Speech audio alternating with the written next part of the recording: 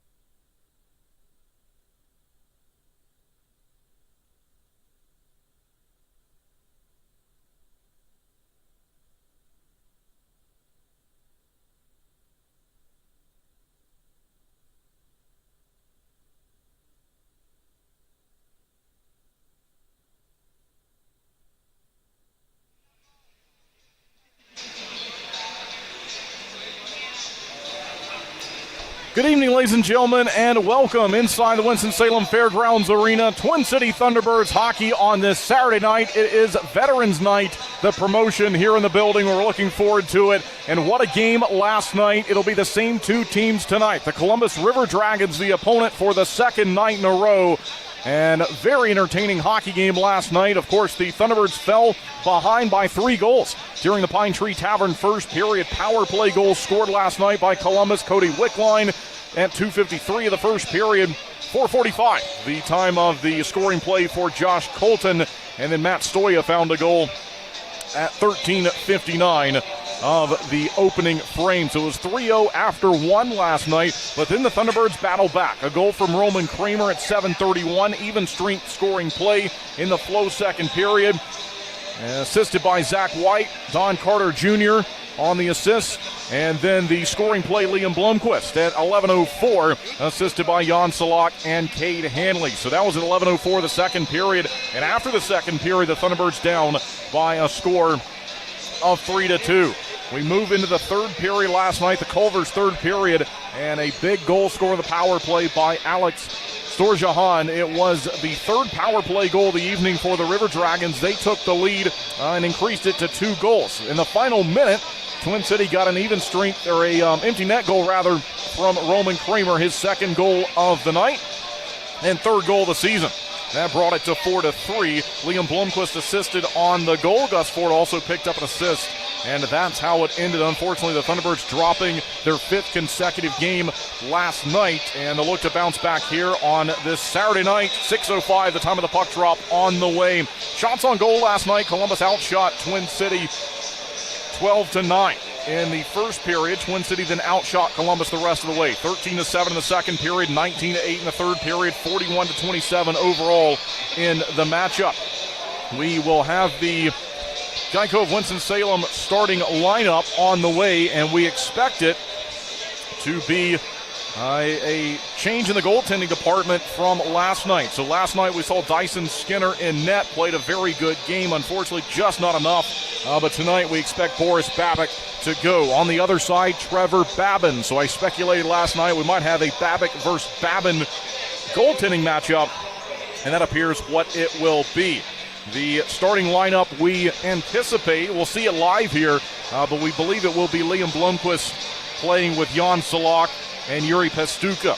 The forward line that will start the game first. On defense, James Farmer with Cade Handley. As I mentioned, number 35, Boris Babbitt, in search of his second win of the season. He has a record of 1-3, a 4.51 goals against average, an .869 save percentage. On the other side, Trevor Babin will be looking for victory number 2. He's 1-1 with a 3.0 goals against average, a .912 save percentage on the other side. If you are watching on the video side of things, you see at the top of your screen that the countdown is on to start the game. So about 11 and a half minutes before we will get tonight's game going. It is Veterans Night, always a special cause. We had discounted tickets available for tonight's game for veterans, and we're expecting a big crowd on hand to see these two teams play, these two rivals that faced off in the postseason last year. Of course, Twin City got the best of Columbus in that series last year, but we saw a really highly competitive game last night and saw some good things from the Thunderbirds, some things that they will no doubt need to clean up. Of course, they surrendered the 3 power play goals against them.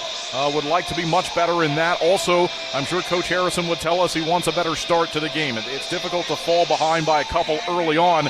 And then 5-on-5 play was much improved in last night's game.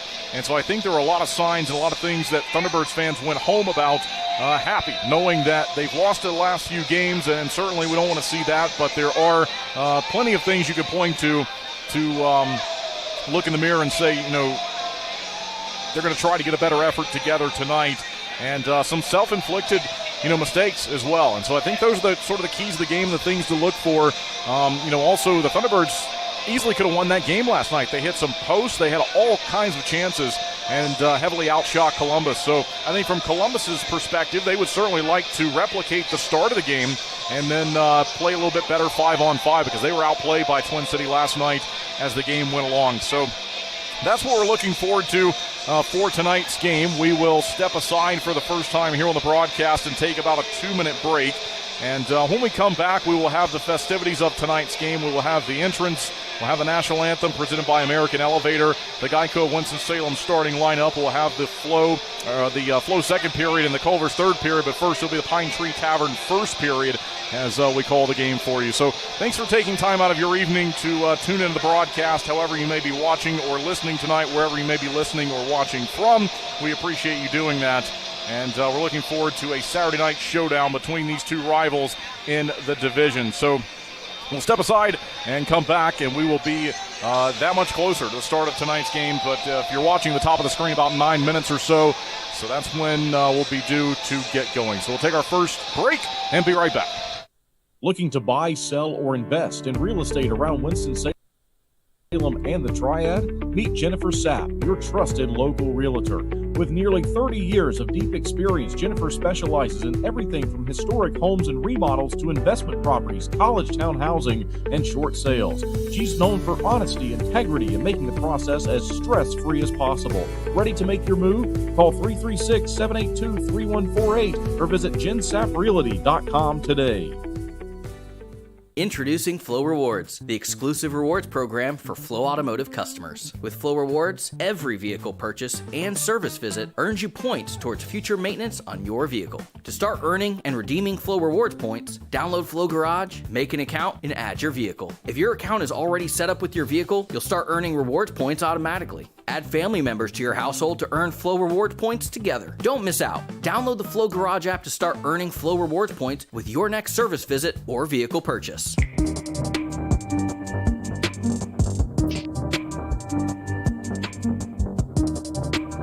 Get into the swing of things at Tee It Up Indoors.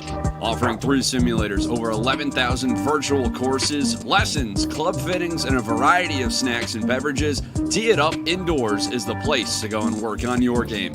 Call us at 336-285-7823 or visit our website at teeitupindoors.net.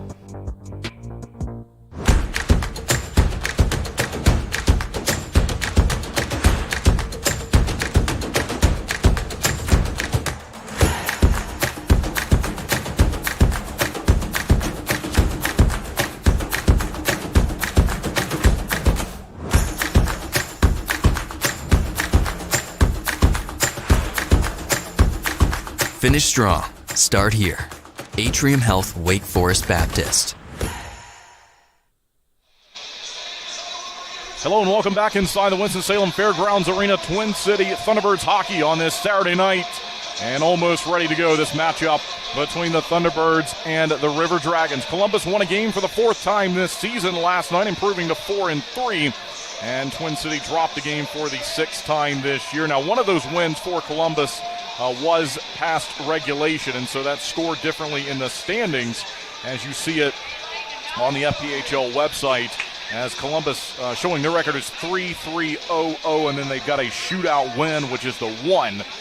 But to make it simple, there on the top of the screen, we show that as 4 wins and 3 losses. The Continental Division standings, it's Athens at the top with 18 points tonight. PD is in second with 16 points. Monroe in third with 15. Columbus in fourth with 11. Then Biloxi with 6. Baton Rouge with 3. And Twin City also with 3 points. On the other side, the Empire Division, Binghamton out front, a record of 7-1. They also have a shootout win, so counting for 8 wins through 9 games. That's good for 23 points. Port Huron with 18 points. Topeka with 14. Danbury with 13. Blue Ridge with 12. Watertown with 6. And Indiana 0-8, although they do have an overtime loss that gives them 1 point in the FPHL standings. As we do each and every night here on the broadcast, we will keep you updated throughout the evening with the out-of-town scoreboard report. Watertown on the road to play Danbury. Indiana on the road to face off against Binghamton. Athens is hosting Monroe. Blue Ridge hosting Port Huron. And Biloxi will play host to Baton Rouge later this evening. Thunderbirds will not play tomorrow, but there is one game on the league schedule tomorrow on Sunday. It's at 4:05 Eastern. It will be Monroe traveling to Aikens Ford Arena to play the Athens Rock Lobsters. And then next weekend, Thunderbirds on the road on Friday night to play Blue Ridge, and then we're right back here same time at 6:05 the following weekend, following Saturday night for that rivalry matchup. As I mentioned, the 5 out of 6 games beginning last night, that stretch of hockey here in this building. And we'll see if the Thunderbirds can put some points on the board in the standings. But certainly, as I mentioned, a lot of positives from last night's game, some negatives they'll need to clean up. But I think that they have to be feeling okay after last night's game, after they really carried the play for the most part 5-on-5 throughout the night. And I mentioned we had some posts ring out and some really close opportunities. And so we'll see if the Thunderbirds can put 3 points on the board, and that's what you are awarded with in the FPHL if you win the game in regulation time, which they hope to do this evening. Tyler Roy won the game last night in net. It'll be Trevor Babin tonight. And on the other side for the Thunderbirds, it was Dyson Skinner dropping the game in goal, and Boris Babic will start. So we have just a few more moments before we're going to get ready to go, but they are turning the fog machines on. There's a haze rising to our left, and the floodlights are on. And normally the all-red floodlights, they have red and blue, and then the white from the smoke, as this is, again, the Veterans Night, promotional night here in the building. And so we'll have some special festivities on the way and some excited fans here once we get going. We await the entrance of the Thunderbirds, so we will sit back and, of course, bring that to you live and let you hear the sights and sounds, see the sights and hear the sounds here in the building when that happens. But we'd like to say hello to everyone tuning in. Certainly appreciate it. We'll see if the Thunderbirds can bounce back from the loss last night and win a game here on home ice for the second time this season. And the loss last night, dropping to 1-3 on home ice. And the River Dragons have only known life on the road to this point. They have yet to play in their home opener. Now their next game will be their home opener next week on Friday night. But every game that the River Dragons have played to this point, they got 7, and of course they'll play their 8th tonight, have been on the road. Here's Coach Harry stepping out on the ice. We hear the applause, and you see it on your screen. On the other side, it's Jerome Bouchard to lead out the Columbus River Dragons.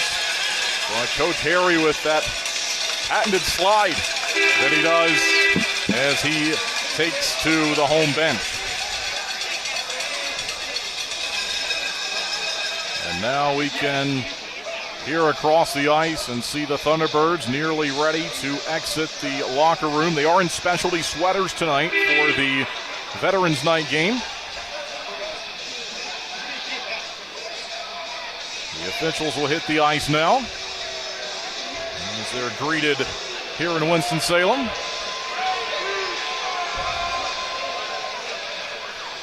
And they shut the lights out. The entrance moments away.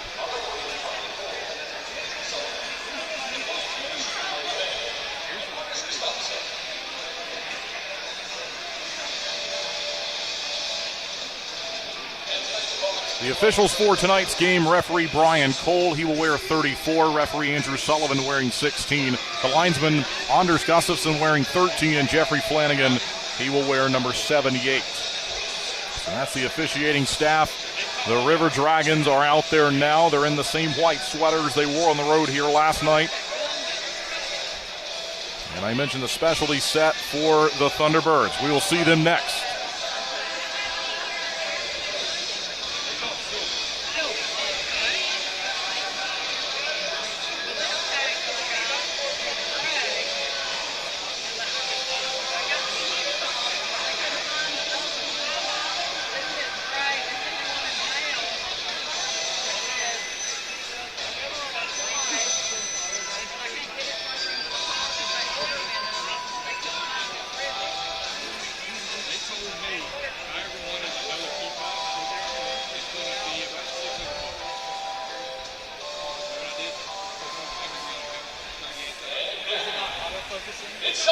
Here come the Thunderbirds to take the ice for Veterans Night.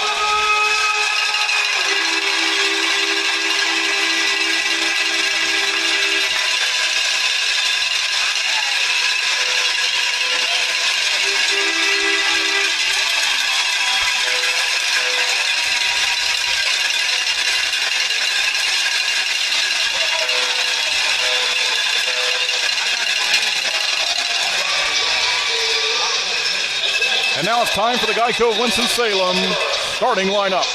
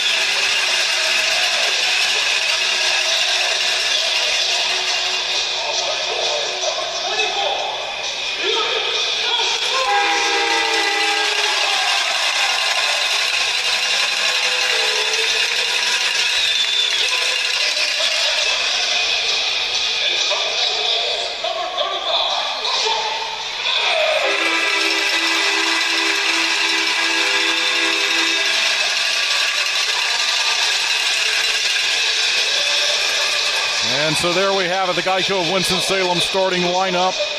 Liam Blomquist, Jan Salak, Yuri Pastuka at forward, James Farmer, Cade Hanley on defense. And we just heard the Announcement for number 35, Boris Babick, the starting netminder. Here come the youth skaters of the night. And now as the lights come on, we see the Thunderbirds in their specialty sweaters, and we will rejoin the pregame festivities.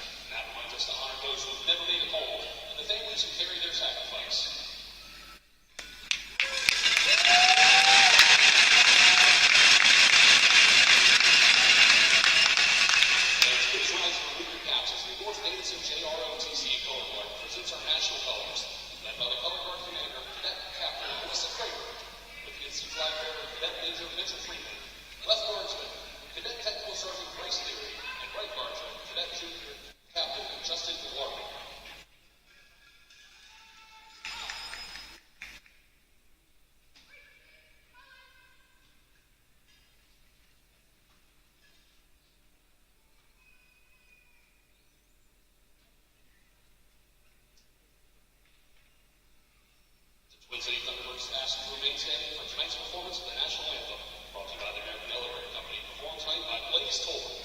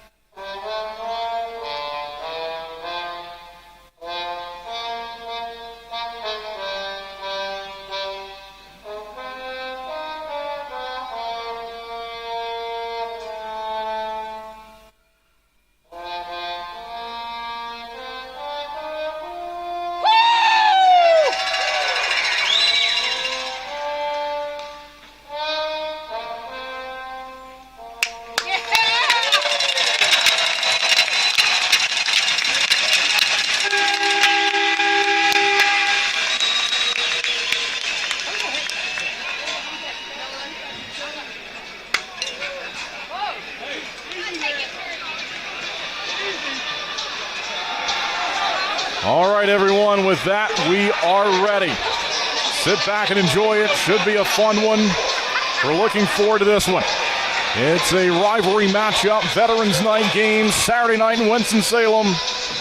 And we'll see if the Thunderbirds can bounce back from last night's result.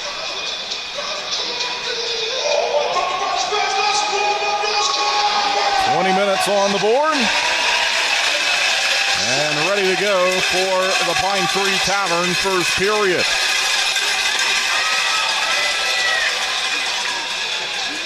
Thunderbirds in the specialty sweaters, they will move right to left.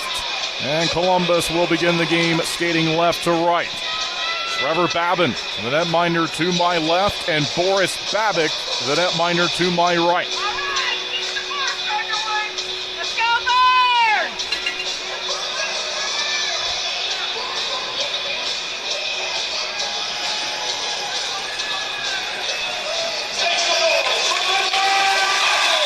Here we go. Opening face-off on tonight's game, and it's underway.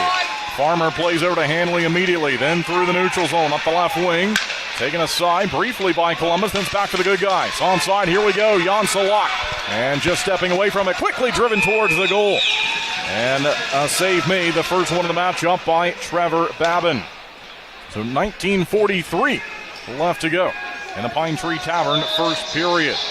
Columbus making a swap as the Thunderbirds will leave their players on the ice. The Geico of Winston-Salem starting 5 players. Plus the goaltender. Face-off victory. Here we go. Holding on to it up top. They'll turn and fire down low with Liam Blomquist. What a debut he had last night. First game in the FPHL for Twin City. And he found 2 points. They'll play it out through center. This will go all the way down the range and just by Boris Babic. So that's a stoppage here in the game with 19:22 left to go. Already the Thunderbirds with 1 shot on goal.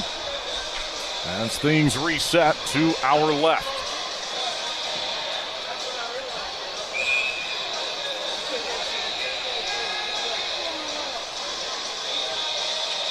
And from the face-off, it's found by the River Dragons immediately, so they'll look to move it out through the neutral zone, and they will.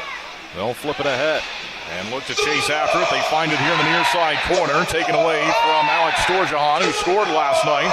Roman Kramer scored twice last night, and he puts it back behind the net.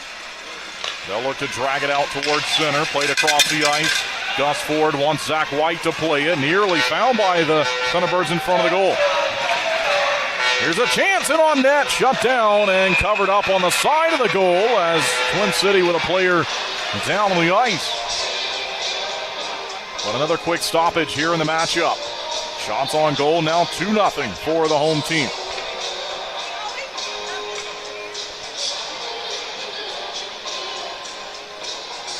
Gus Ford, Zach White, Roman Kramer, the top line on the ice.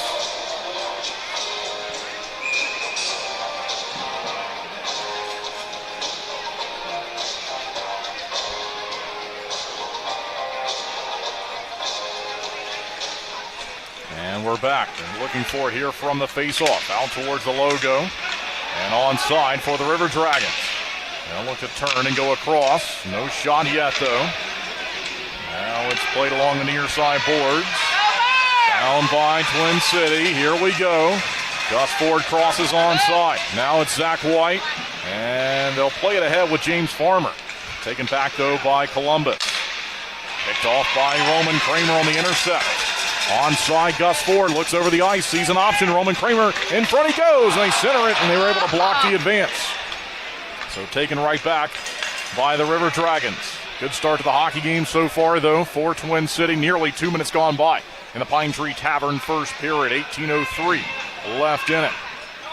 Thunderbirds in the specialty sweaters from the defensive end. Out towards center. This hit the linesman as Columbus was looking to chip it onside. They'll look to find it. Thunderbirds will. They'll swing it around with Michael Mania. Out towards center. We'll see Jacob Schnapp can locate it. It's rolling free. Played by the netminder Trevor Babin. Taken away, and they fire it wide of the net. Now Farmer has it. Farmer, he'll chip it down low. Just along the near side boards. Here's John Butita stepping up. Schnapp turns, fires a quick one. And they turn the goal light on. Did that a few times last night, but a save made by Trevor Babin. So things will reset. We're still playing 5-on-5 hockey so far in the Pine Tree Tavern first period this evening in Winston-Salem.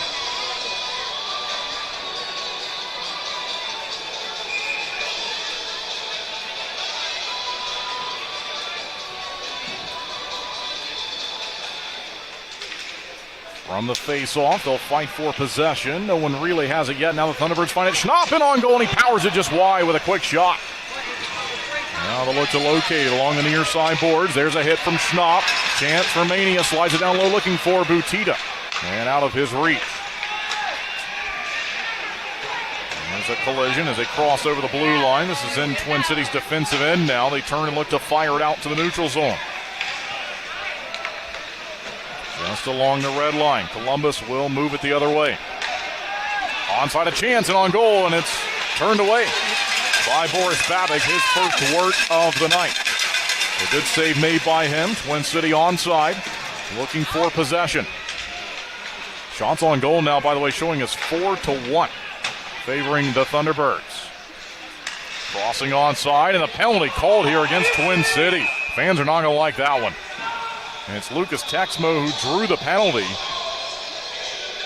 But it will be a Bobo's Deli and Grill penalty kill.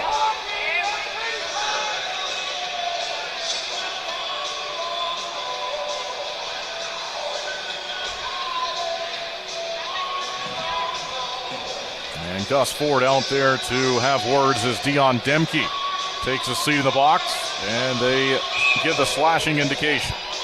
Demke with 6 minutes of penalties in his career entering play this weekend. This is his 25th career game tonight. And shorthanded go the Thunderbirds. Let's see if they can find a successful Bobo's Deli and Grill penalty kill here. 5-on-4 we play. Inside the line up top. Now down low, they fire one, blocked, shot block, and there's room to play it out. Let's see if they can do that. Couldn't clear. So it's played ahead by Ryan Hunter, near side now. They go down into the corner with it. As the Thunderbirds go to work here on the power play. Penalty kill on the ice, and there's Boris Babic to fall on it and get a stoppage. So 93 seconds now left to go on the opening power play of the evening for the River Dragons. They began last night's game with back-to-back power play goals in the first 5 minutes and found an additional one in the third period.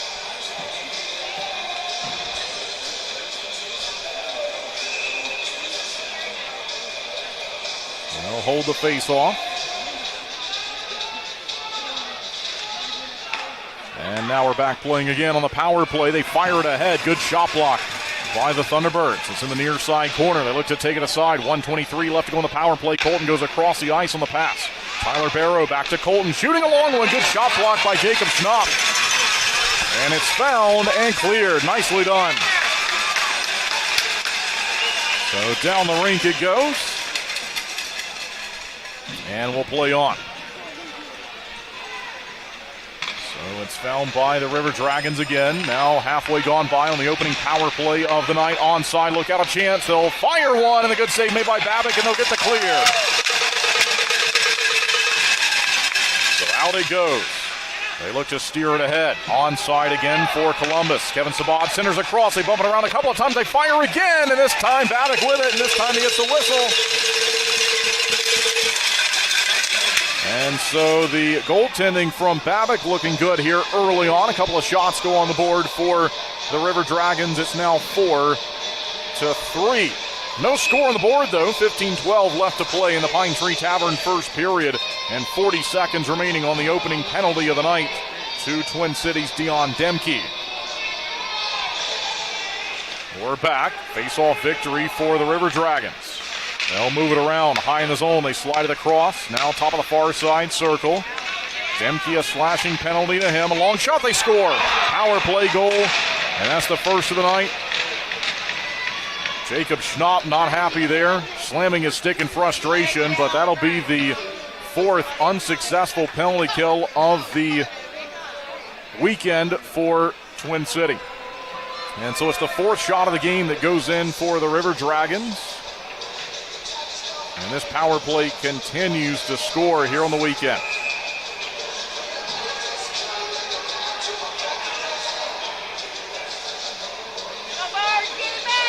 Face off at center. That will follow. I think Gus Ford was still arguing against that slashing call to his teammate Dion Demke. And the official said we're going to start playing here. And that's what happened. So we're back.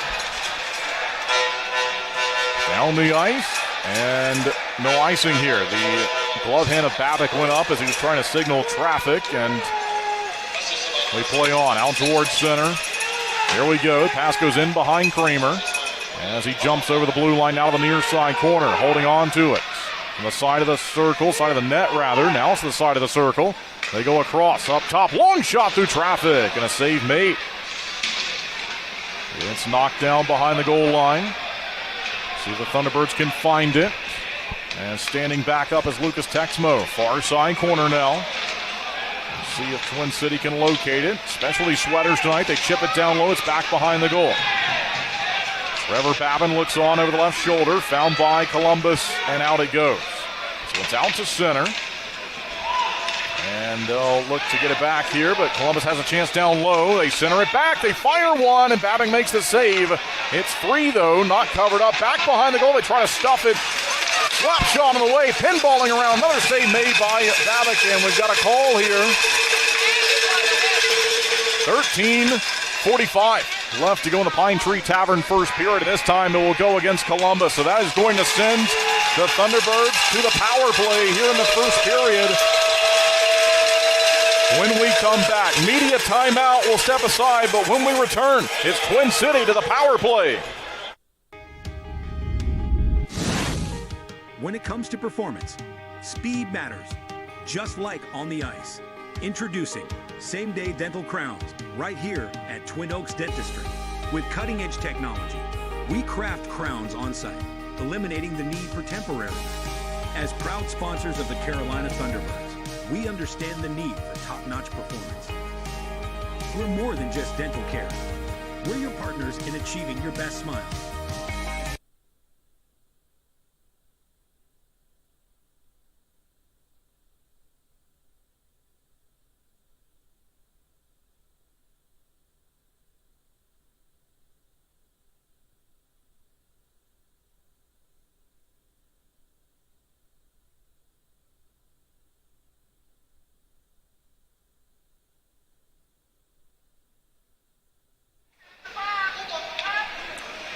Power play upcoming. 5-on-4 attack for Twin City after allowing the opening goal of the night on the penalty kill.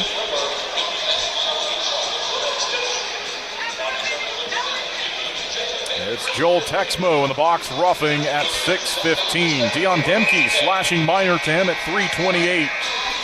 And we're back playing again. Power play on the way and now underway for the Thunderbirds. They move it across the zone quickly. Shot in on goal, blocked in front.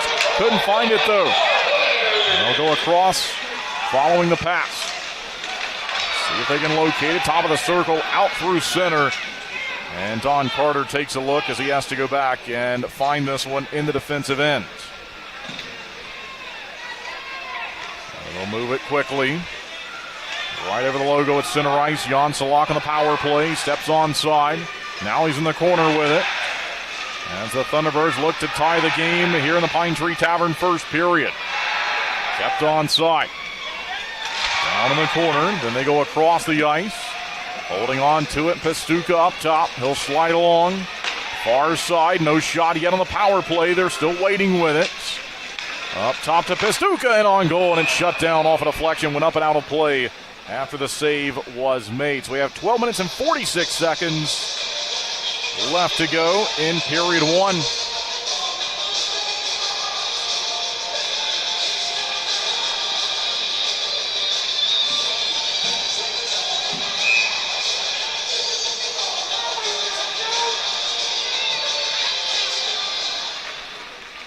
Back, face-off win. Here we go. Gus Ford loads up, drives one. A save made by Trevor Babin. The shots even up. At now 7-7 as it shows.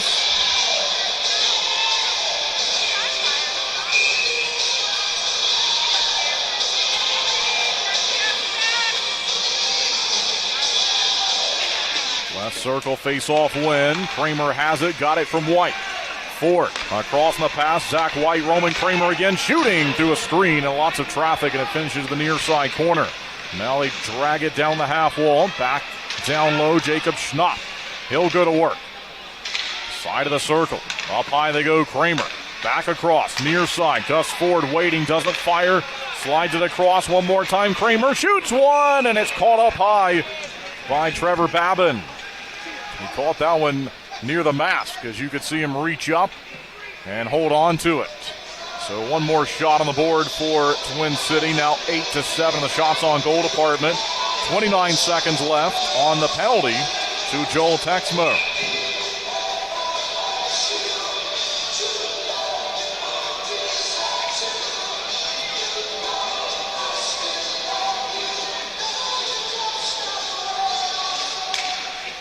Face off into the corner. Let's see if Twin City can find it with a check there and a penalty called. You are kidding me. And so Jacob Schnapp not pleased with that one, and the fans won't like it either.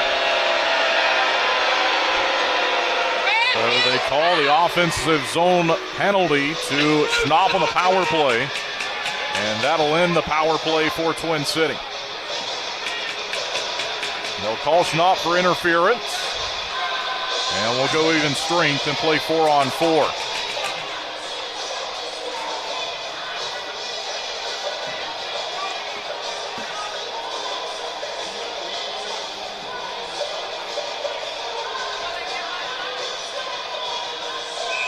So the faceoff comes down the ice. It'll be in the defensive zone for Twin City.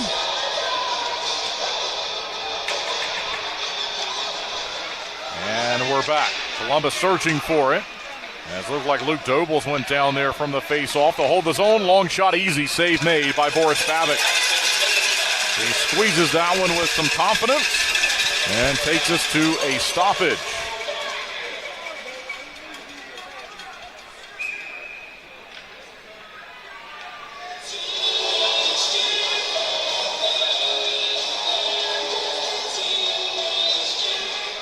From the face-off, even strength 4-on-4 we play. They'll look for it along the near side boards. 11:55 left to go in period one.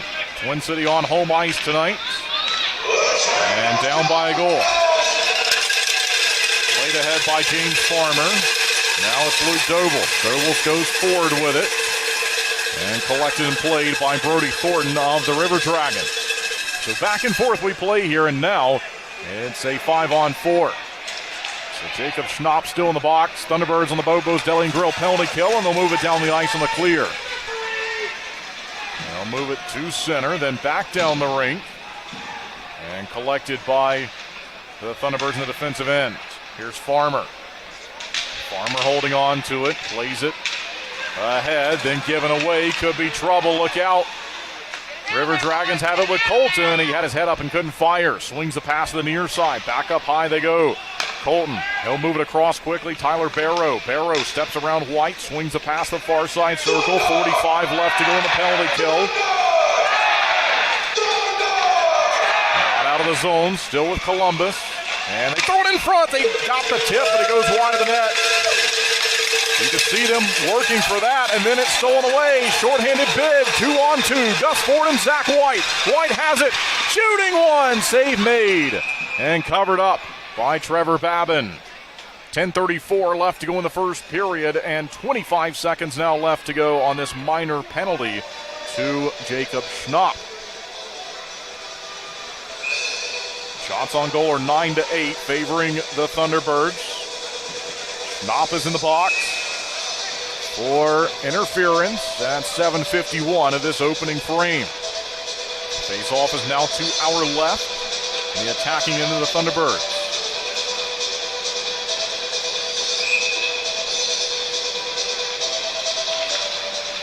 Face-off win. They'll move it up high in the zone turn and then fire off the backhand to kill some time. There's Pestuco off a turnover. He got it and fired ahead. Glove save made by Babin. It falls down, and the River Dragons will survive as they look to bring it from the defensive end. They swing it down the ice. Salak steals, and that should do it for the penalty kill. Here comes Jacob Schnapp. And a penalty called as soon as Schnapp stepped out of the box. As a stick went flying, they're going to call this hooking. And so just like that, it's an odd man advantage for Twin City. And so this is Mike Wynn, who is now seated in the box, his 94th career game in the FPHL. Quickly we'll move to a 5-on-4 attack here. Twin City down by a goal. They win the faceoff, trying to tie the game here in the Pine Tree Tavern first period. Far side of the building. Now it's brought up high. Down low on the goal line. There's a one-timer, and he goes wide of the goal. They'll hold the line with Ford. Across they go. Open is Kramer in front, and it's blocked, still free. River Dragons find it, and they clear. Boris Babbitt comes out from the comfort of his goal mouth to make the play. Zips it across the rink, and onside, Thunderbirds here on the power play. They're down by 1, 9.5 to play in the first period. And Roman Kramer stripped of it, having to make a play on it defensively. 2-on-1 shorthanded bid out in front, wide open play on Babbitt. They wait it out and try to fire, and it doesn't work out. Goes the far side. It's found by Jacob Scott. So Twin City making changes with 1 minute remaining on the power play. Onside down the wing, Blomqvist, and up and out on the deflection. So it's time for the media timeout during this power play sequence. 56 seconds left to go on the power play, but it will go to our media timeout, and so we will step aside and take it. Thunderbirds looking to tie the game here on the power play in the first period. We'll be right back. Maple Chase Golf and Country Club offers the best in recreational amenities in the Triad.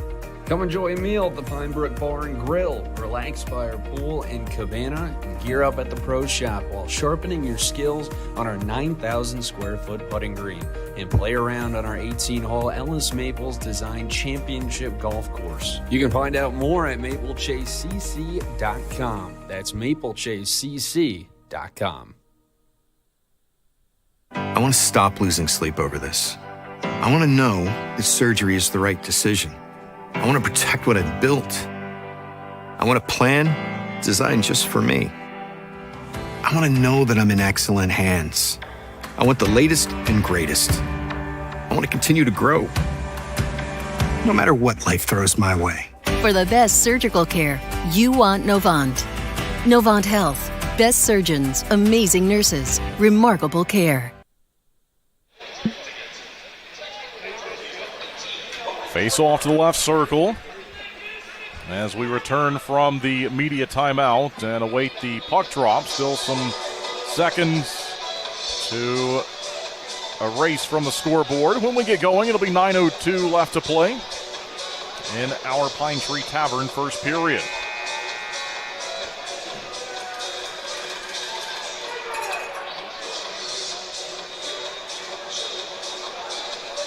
Jan Salak in the face-off circle.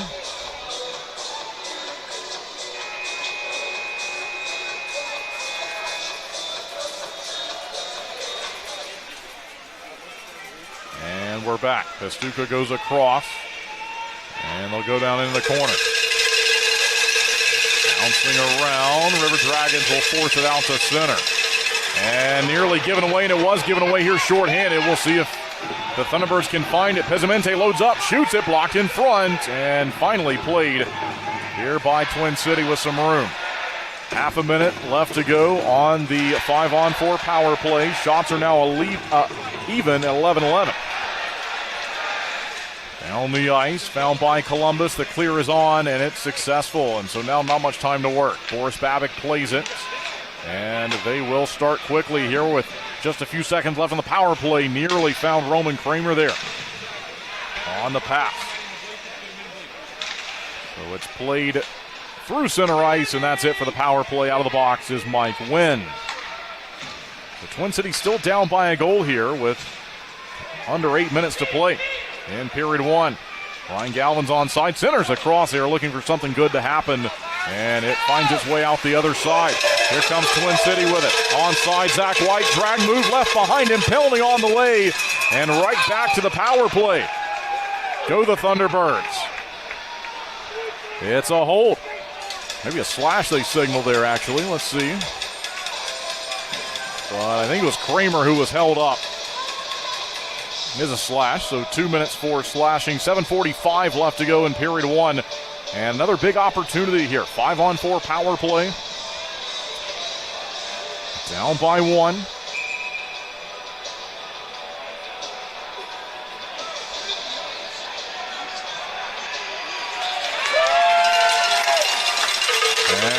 Another one across the ice here. They'll finally find the culprit. I think they're not sure at first, and they're still not sure which player should go in, and they're going to get Mike Wynn to take a seat. Tyler Barrow came across. So Mike Wynn is seated in the box, and it'll be a 5-on-4 finally. With 7:45 remaining in the opening frame. And there's a penalty called at center ice. Right off the face-off here. Could have trouble brewing in the near side corner. Several players coming together. Jacob Schnapp involved. Glove's not off yet from him. And they're trying to go. Schnapp looking to throw some left-handed punches here. Linesman looking to pull everyone apart. Right-handed punches from the goaltender. Listen to this. And Schnapp has pulled the jersey of Trevor Babin. And let's see what happens here. One player has left already.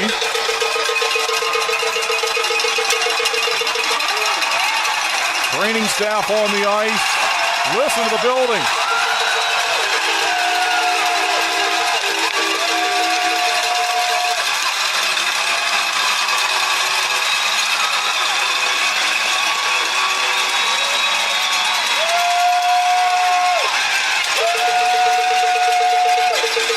We haven't heard it that loud in here all year. Jacob Schnapp, he's got that effect on the fans. They love him. And here's the exit for the goaltender.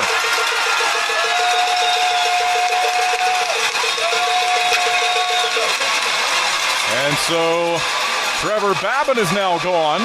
And we see Tyler Roy. He's called upon. He will step over the boards. And this is going to take a few minutes to sort out.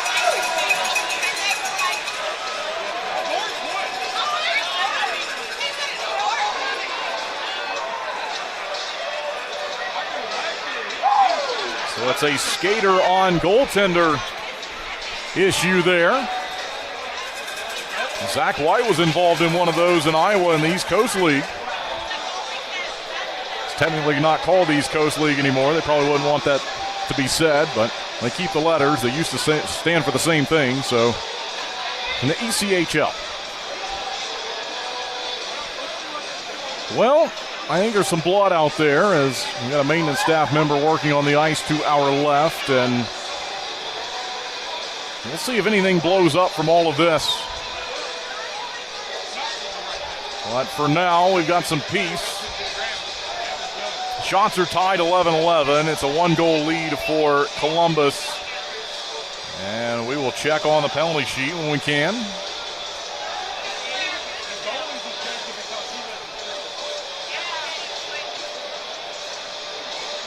Right now, they just have the slashing minor to win at 12:15 as the most recent penalty. But that is going to change. Wynn is still seated in the box by himself.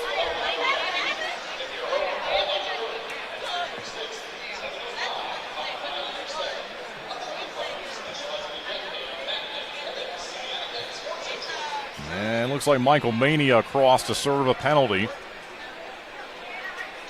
I would imagine be to Jacob Schnapp. So he's now seated in the box to the near side. And the fans below us talking it through, trying to figure it out. We take a look around the arena. See all three mascots here tonight, Winston-Salem and Dash. And this game is now in a holding pattern.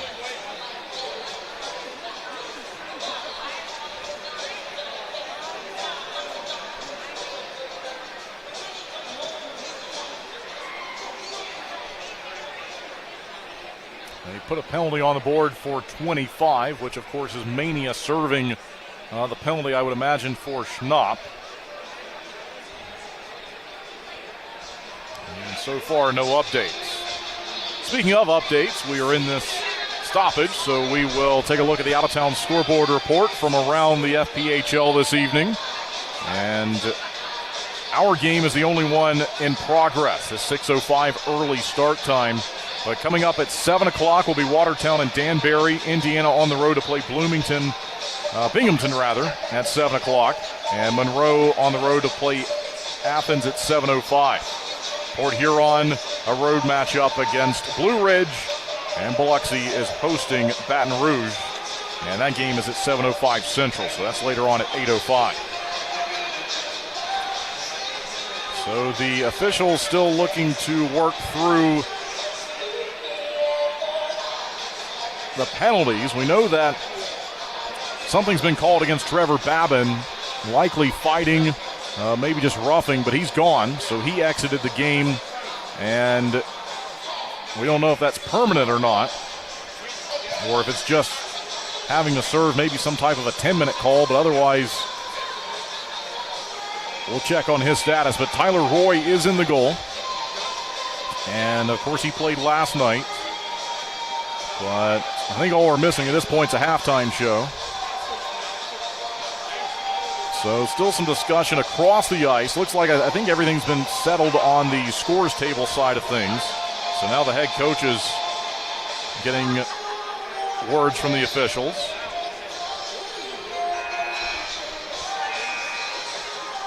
And I think that was a 5-on-4 signal.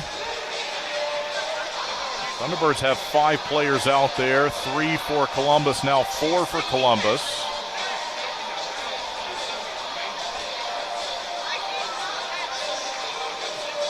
And the faceoff comes outside of the zone. And it will be 5-on-4. Okay, let's play some hockey. There's the puck drop, and we are back.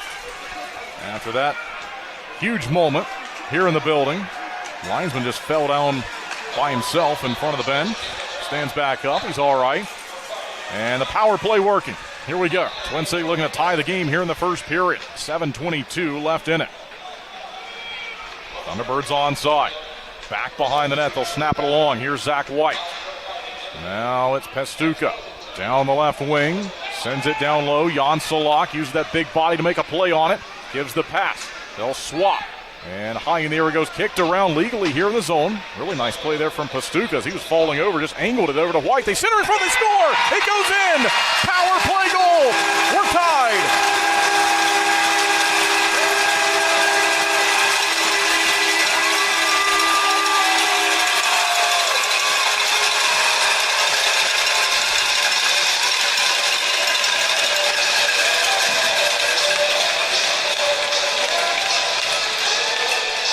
Gus Ford leads the glove tap line on the bench. We'll see if it's his. If it is, it's his team-leading 7th of the year. And I think that went off a River Dragon standing in front of the goal. It's the 12th shot of the night for Twin City, and it's the shot that has tied this game. 1-1 here in the Pine Tree Tavern, first period. John Butita, the captain. They play it in from center. Dion Demke had it briefly, then it's ripped back out to the neutral zone. Farmer goes across the ice, and they'll look to get it to Butita. There's the announcement of the goal, and icing will be called against Columbus. So Zach White on the assist for the Gus Ford scoring play at 13:02 of the first period on the power play.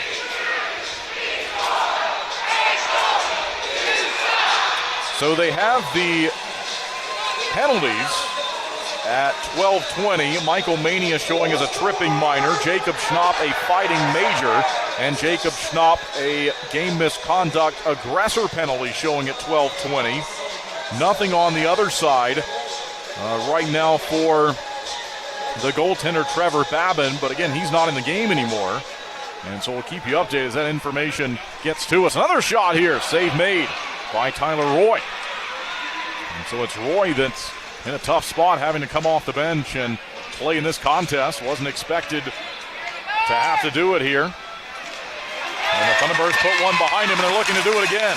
They'll step onside, try to slide it across. Here's Ford back behind the net. They bump it along. Centering pass, and just out of the reach.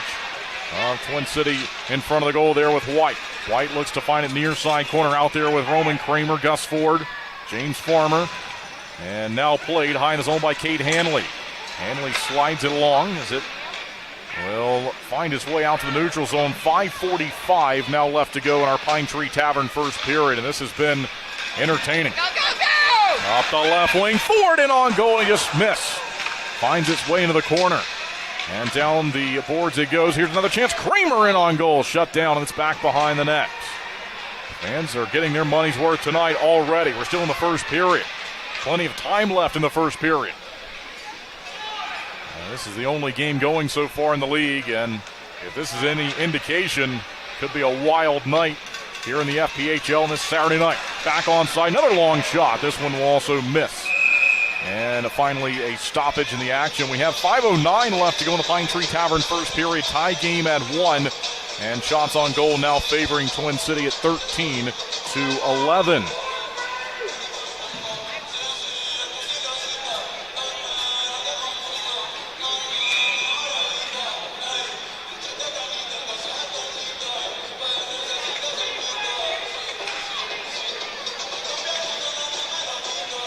From the face-off, they'll tie up, and it's moved out to center and bouncing all the way down for Boris Babick. Babick looks to play it ahead. Turnover, and on goal, shut down by Babick. They'll try it again here from down behind the goal line. They center across, and found by Lucas Texmo high in the zone. He flutters one towards the net, shut down, and goes back behind the goal here. Good steal there from Twin City, and that was a penalty that was called. Boris Babick plays it leaving the net here as he was going off for the extra attacker. We play on. Here we go, delay penalty onside. They center one in on goal, and it's shut down by Tyler Roy. Roy makes the save. This goes to media timeout. And what a first period so far. When we come back, the Thunderbirds to the power play looking to take the lead. Media timeout. We'll be right back. Gwin Services has been serving North Carolina for over 50 years, ensuring the safety and comfort of our customers' homes. We take pride in bringing together the best electricians, plumbers, and heating and cooling technicians to bring convenience and unbeatable value to our customers. Life can be hectic. What better way to simplify than to have one company you trust to take care of all of your home's repair needs? Since 1972, integrity and customer satisfaction have been at the heart of everything we do. We are proud to have built a name our neighbors trust, one that provides peace of mind and a service that can be relied on, today, tomorrow, and for years to come. Thank you for trusting Gwin Services with your home. We are proud to stand behind the work we do every single day to serve our friends and neighbors here in North Carolina. We are Gwin Services. One call does it all.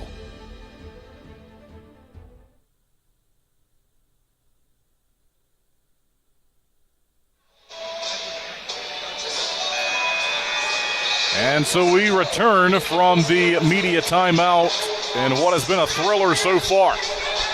Right circle face-off.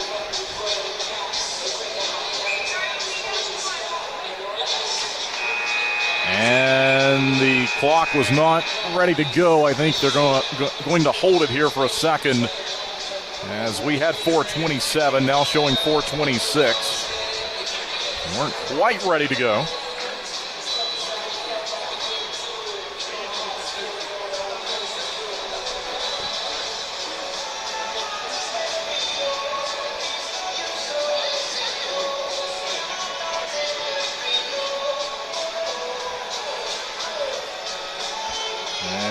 Showing is 1:59 left to go in the power play, so just going to get things reset here. And then we'll be ready. And now we are. So it's Alex Storjahan who's in the box, hooking Biner at 15:33. So power play underway. Here we go. They'll drive it. Rebounds there. They're looking for a third chance, and it just goes wide into the near side corner. Really good flurry of activity right off the face-off. They've reset the penalties, too, as they've made some additional comments. We'll bring those to you as soon as we can. Right now it's out to the neutral zone. So it's Babin now showing as an unsportsmanlike conduct penalty at 12:20, and it is showing as a game misconduct. So a game misconduct aggressor penalty to Jacob Schnapp, game misconduct, unsportsmanlike conduct for Trevor Babin. All of that was at 12:20. Thunderbirds onside here on the power play, looking to take the lead. As White crosses over, and then goes down into the near side corner, and they'll search for it. 67 seconds remaining on this 5-on-4 power play.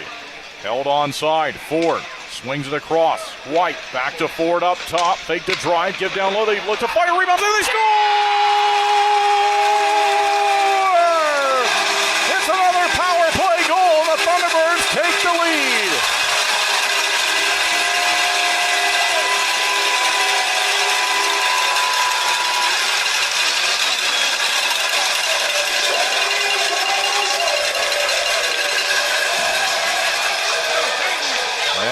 Going to be Michael Mania that was on the doorstep to clean that up.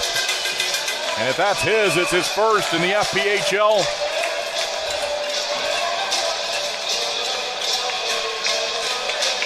It's the 16th shot of the night for the Thunderbirds. And they are now playing with the lead here on home ice. And trying to find another one in the far side corner. It's found first, though, by the River Dragons. They'll announce the goal. Going back to find it in the defensive end is Cade Hanley.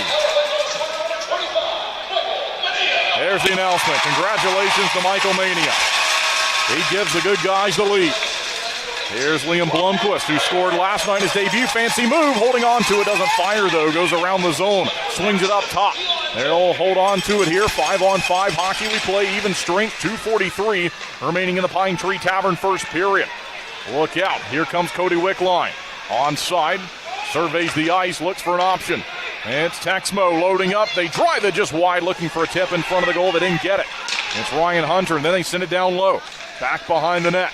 2:25 left to go in period one. Thunderbirds with the advantage. Long shot and kicked out with a purpose by Boris Babic. He steered it away to the far side corner. It gets up on edge. They'll look to slap it ahead. They do, but it's trapped and played again by the River Dragons. Columbus with 3 goals on the board in the first period last night, right now with 1, and they trail. Trying to get back into the game, and they're going to call this back at the blue line for an offsides. So an offsides call, and shots on goal 16-13 favoring Twin City. Thunderbirds in search of win number 2 on the season. Columbus looking to win for the 5th time this year. One of the wins for Columbus past regulation. And down we go to the ice with a puck, and we're back playing. Slapped ahead by Farmer, then nearly played at center ice and picked off by Noah Hippolyte. Hippolyte flying around now, and he'll look for it. Didn't play in last night's game. John Butita tries to find it here, then played by the Thunderbirds and Dion Demke. Farmer across one more time, and there's the dump in. They'll fire onside, chase after it with 95 seconds left to go in the opening 20 minutes. Here's Farmer in the near side corner. Back across they go. Stick handling. Puck's up on edge. They'll flip it ahead. And Columbus thought that hit something on the bench. We play on. Here's Butita. Shooting one. Shut down 6-8. Make rebounds there. They're looking for it there with Demke. And still onside. Long shot blocked in front. Found by the River Dragons, and they nearly got that long pass to work. But nearly's not enough. And so Twin City will take it to the defensive zone, back behind the goal. 1 minute left to go in period one. And as the clock counts down, what a first period it's been. Thunderbirds with a 1-goal lead. They look to flip out to the neutral zone. There it is. High flip off the backhand from Zach White. Gus Ford, Roman Kramer out there. And then it's powered onside by Underwood. Boris Babic, he's in net tonight for Twin City. He plays it up to center through a change. It'll be a 2-on-2 as they cross with Gus Ford. Rolled on him and then nearly found by Kramer, and they're going to call a penalty. It'll be a penalty called against Roman Kramer late in this period. 24 seconds, delayed call. Columbus takes it back behind the net. And here they go now as they'll work 6-on-5 with the extra attacker on the ice. Finally, the play is stopped with just over 13 seconds remaining in our opening 20 minutes. Coming up in the break, we will step aside and take a listen to content from the Coach Harry Show that this week was back on Monday at Little Italy. Normally on Tuesdays at 7 o'clock, we will be at Earl's this week, and we hope you can join us if you can. Well, we'll hear part one of that interview during the break. We'll also come back live and take a look at what we've seen, try to make sense of it, and give you an out-of-town scoreboard report as always. Cleared down the ice on the Bobo's Deli and Grill penalty kill to begin this sequence. Not much time left here. And the fans counted down, and that'll take us to the first intermission break.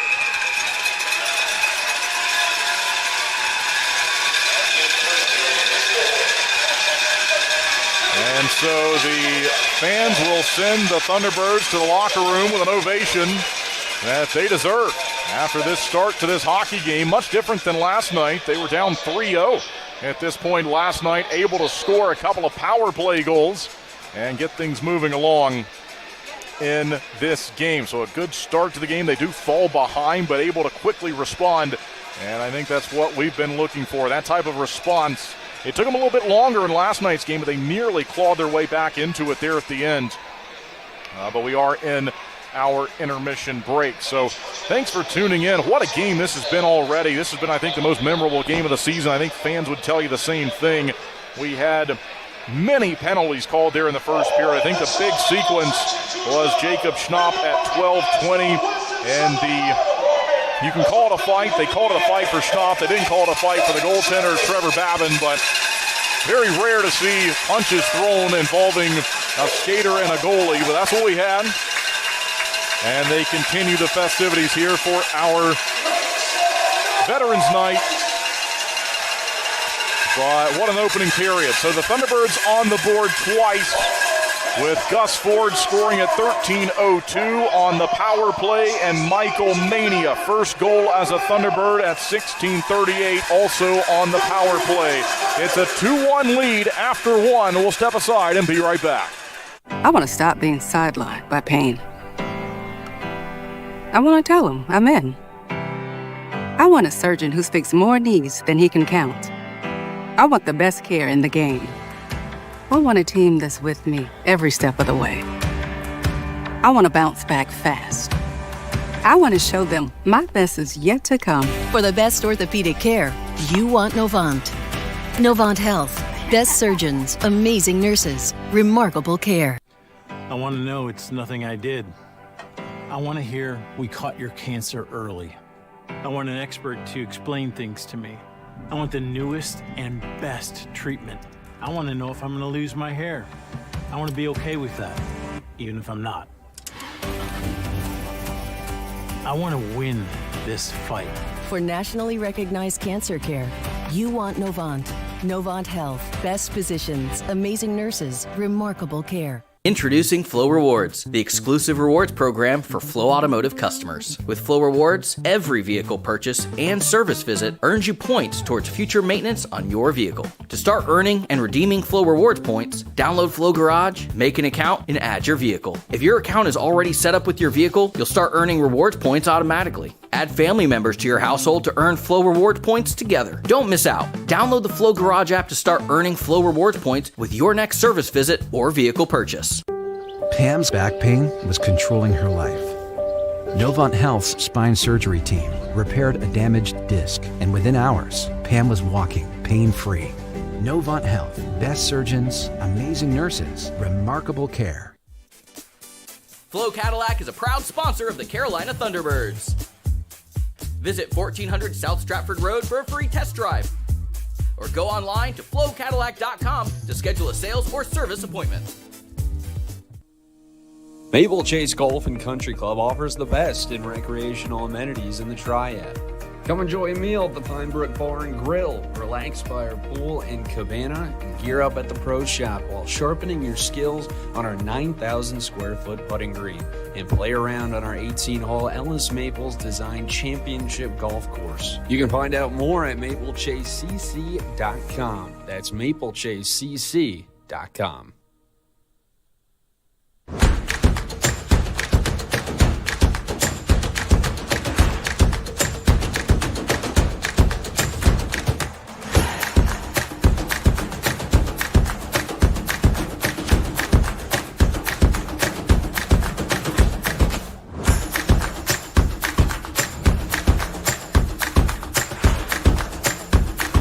Finish strong.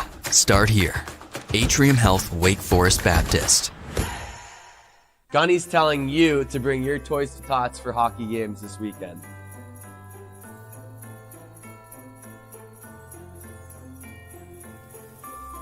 Hey, Boris, what are you doing? Hey, packing joy for the holidays.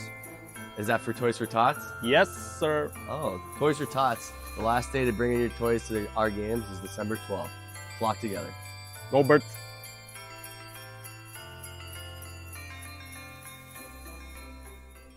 Being your best is hard. You gotta take care of yourself. You got your husband. Let's put in a pool.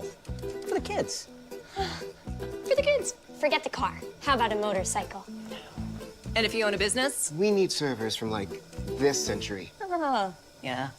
At a Legacy Federal Credit Union, we're committed to helping you be your best you. Whether it's with an unbeatable car loan rate, home equity line of credit, or small business help. Who's the best? Visit alegacy.org for our best 40 back rates. again this year.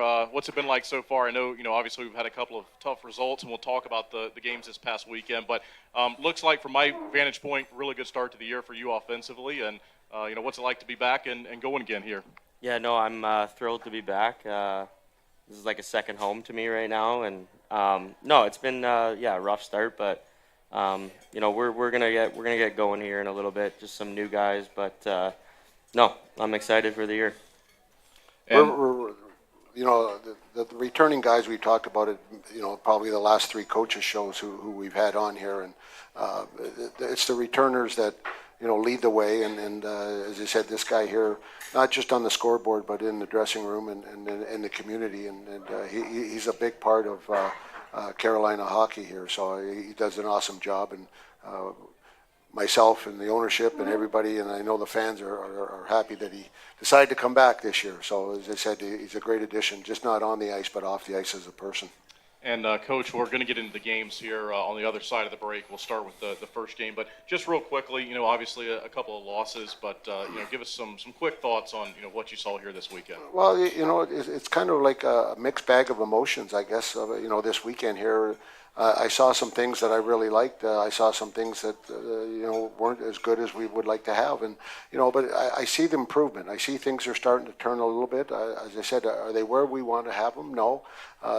Gus just said maybe a bit of a rough start, but there's some ways to go. And we're going to have to, just keep working at it. And it's a different year. I know that the focus sometimes is not always as where everybody thinks it should be at this time of year already. But as I said, the guys have done a good job. They've worked. I can't argue about their work ethic, as I said, and I see improvement.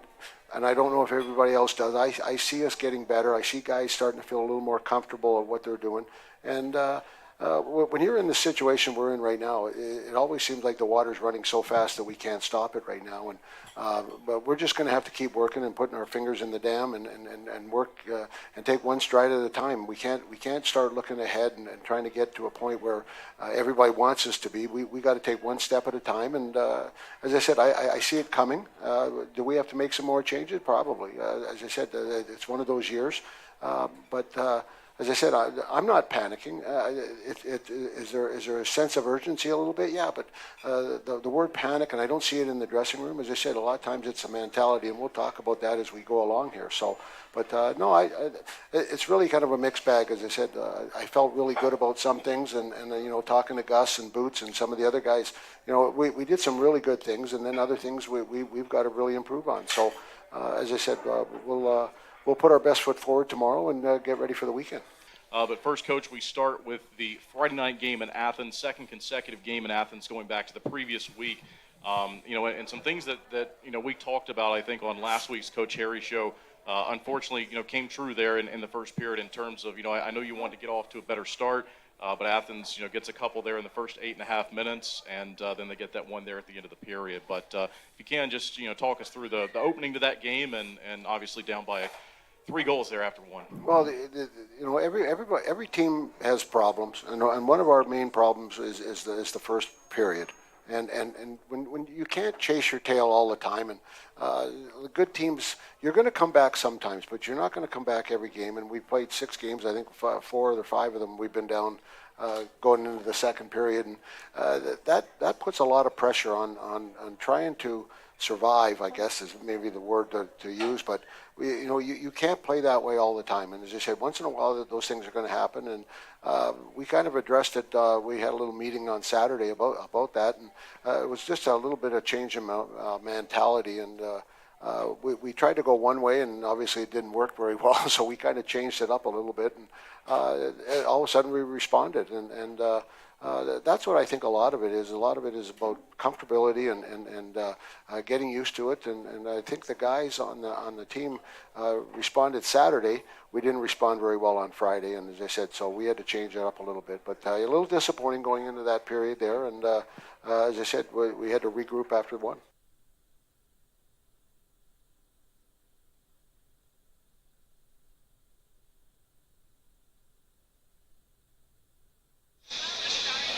Welcome back inside the Winston-Salem Fairgrounds Arena. Kendall Grayson with you as always. Thank you for tuning in. This is our first intermission break, and we'll try to help everyone make sense of what we saw there in the Pine Tree Tavern first period. We were discussing it here in the building off the air, and we'll get to the scoring plays, all three on the power play. One for the visitors and two for the Thunderbirds tonight. So it's a power play goal for Brody Thornton that puts Columbus on the board first. Their only scoring play to this point. Lucas Texmo with the assist, and Ryan Galvin with the secondary helper. 1-0 for the visitors, 5:01 the time of the goal on the power play. But then a big answer from Twin City. Back-to-back power play goals, 13:02. It's Gus Ford and Zach White assisted on the goal. That was the game-tying goal. And then the power play goal at 16:38, scored by Michael Mania. The first goal for Mania this season, and the first scoring play for Mania in his FPHL career. So again, congratulations to him, as that was a big moment for him. I know personally, to score for the first time in your career. Michael Mania skated last season for UMass Dartmouth, and he was there the last 5 years, so this is his professional hockey debut, first season.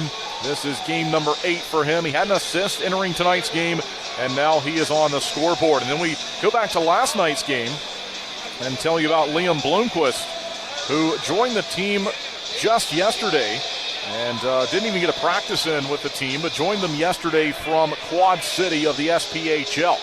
And so he then played a game for the first time in the FPHL in his career last night, scored in his debut, got an assist in his debut, and he had been playing in Sweden, his native Sweden, until this season. First time he's been in North America, so I mentioned that a few times last night.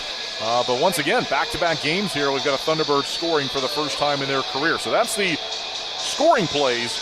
The penalty sheet may be too long to talk about here. We might need to add some time in the break, but we'll go through it quickly. 3:28 of the first period, Dion Demke slashing. That was the power play goal for Columbus. Then Joel Texmo at 6:15 for roughing. Jacob Schnapp, an interference minor at 7:51. That negated a power play for the Thunderbirds. And Mike Wynn, back-to-back calls to him at 9:53 and 12:15, hooking and slashing. Michael Mania called for tripping at 12:20. And that was during that big sequence. So we'll get to that. Michael Mania called for tripping at 12:20. There was the delayed penalty for that. Then Trevor Babin, the goaltender tonight, gets called for and they have put a fighting major on the board now. So it was only an unsportsmanlike conduct, but it was also counting as a game misconduct. It still is. So they've given him a 2-minute penalty for unsportsmanlike conduct, minor penalty.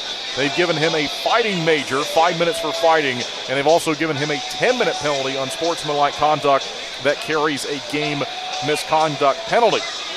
Jacob Schnapp was wrapped up with, we believe it was Nathan Balkwill, as we were looking at the available video to us there during the break, and it looked like Balkwill was wrapped up with Schnapp, and he did not get a penalty after all of that, and it was then the goaltender Trevor Babin who came over and grabbed Jacob Schnapp, which is a very rare thing to see. Typically, you'll see the two goaltenders pair off and go, and at that point was made up here in the booth by a member of the production staff, and will remain nameless or no? We'll throw it out there. So we're talking about that, and a really good point that Luke made up here that typically you see the goaltenders pair off. Sometimes you're blessed enough to see it happen at center ice, and which is, the dream for a broadcaster. I think any fan to see something like that happen.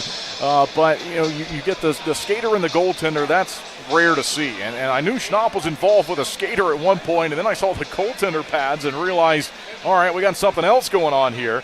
And so that's what happened with that. Jacob Schnapp gets the fighting major, then he gets an aggressor for 10 minutes. That's the penalty, game misconduct aggressor for the 10 minutes. This is all happening at 12:20. It's all after the whistle.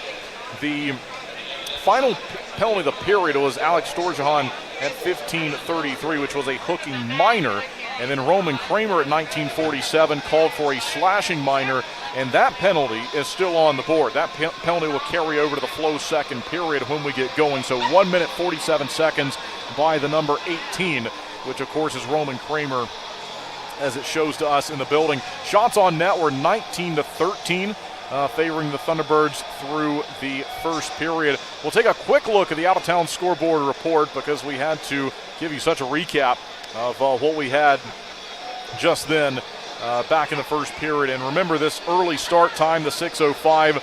We were the first game to get going, 2-1 after one here.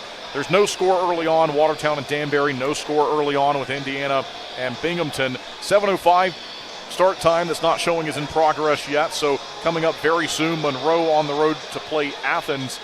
Port Huron will play Blue Ridge on the road at 7:30. Biloxi will host Baton Rouge at 8:05 Eastern time. That's what it looks like on the out-of-town scoreboard report. So we have roughly 4 minutes before we're going to get going and start playing hockey again here coming up in the second period. So we've got about 4 minutes, and we'll step aside for roughly 3 for our audio listeners. So we'll take about a 3-minute break and come back to give you the call of the second period. But what a first period it was. Twin City falls down by 1, and then they come roaring back with 2 power play goals, and the Thunderbirds lead it 2-1. Looking for more than a job? At Flow Automotive, we're building careers and futures. Whether you're starting in service, sales, or support, you're joining a team built on trust and driven by purpose. We invest in your growth with hands-on training, mentorship, and clear paths to advance. Every role matters, and every day you help deliver the Flow experience. Looking for something outside of the showroom? Our management services team is where creative, operational, and support professionals thrive. We provide care for the whole person, with employee pricing, wellness programs, scholarship programs for children of employees, and comprehensive benefits that grow with you. Flow Automotive is guided by ethics, powered by people, and committed to your future. Start your journey with Flow Automotive. Your path starts here. Let's grow together. Gwin Services has been serving North Carolina for over 50 years, ensuring the safety and comfort of our customers' homes. We take pride in bringing together the best electricians, plumbers, and heating and cooling technicians to bring convenience and unbeatable value to our customers. Life can be hectic. What better way to simplify than to have one company you trust to take care of all of your home's repair needs? Since 1972, integrity and customer satisfaction have been at the heart of everything we do. We are proud to have built a name our neighbors trust, one that provides peace of mind and a service that can be relied on, today, tomorrow, and for years to come. Thank you for trusting Gwin Services with your home. We are proud to stand behind the work we do every single day to serve our friends and neighbors here in North Carolina. We are Gwin Services. One call does it all. Flow Offer to Purchase makes it easy for you to generate an appraisal for a vehicle online in under 5 minutes. You can confidently use Flow Offer to Purchase to determine your vehicle's trade-in value or to get a real offer to sell it to us. Here at Flow, we've always had a transparent, interactive appraisal process that our customers love. We developed our Flow Offer to Purchase tool to offer you that same great experience online or through our Flow Garage app anytime, anywhere. Using Flow Offer to Purchase is simple. Either enter your license plate number or VIN, and the system will pull up basic information about your vehicle. Some vehicles have options or extras that need to be selected in order to pull an accurate value. Then just tell us about the current condition of a few things like your tires, dents and scratches, or mechanical issues. From there, a real offer on your vehicle, whether you buy from us or not, is just a click away. Just a heads up, our staff will check over your vehicle to ensure your Flow Offer to Purchase is accurate. Your satisfaction is our priority. Flow Automotive dealerships have processed tens of thousands of vehicles using Flow Offer to Purchase, which has resulted in buying many thousands of cars from customers. Try Flow Offer to Purchase for free today. You can access this tool by clicking Sell Trade on flowauto.com or your dealer site by starting the Sell Trade dialog in the center of the homepage.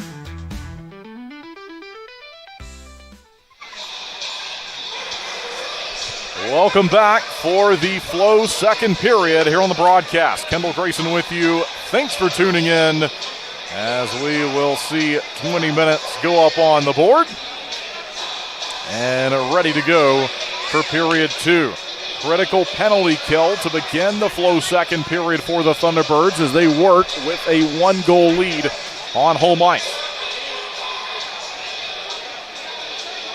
19-13 shots on goal favoring Twin City through the first period.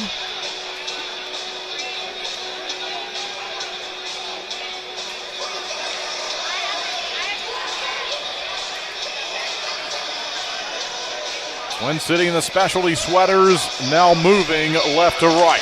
And there's the face-off for the Flow second period. And we're underway. Move quickly down the rink, played ahead by the River Dragons. On the power play, looking to tie the game in the middle period. They'll swing it around. Alex Dorjahan holding on to it, rips it across the zone, now to the point. Near side, Barrow got it from Colton, goes back to him. Here's Colton. Josh Colton finds Tyler Barrow.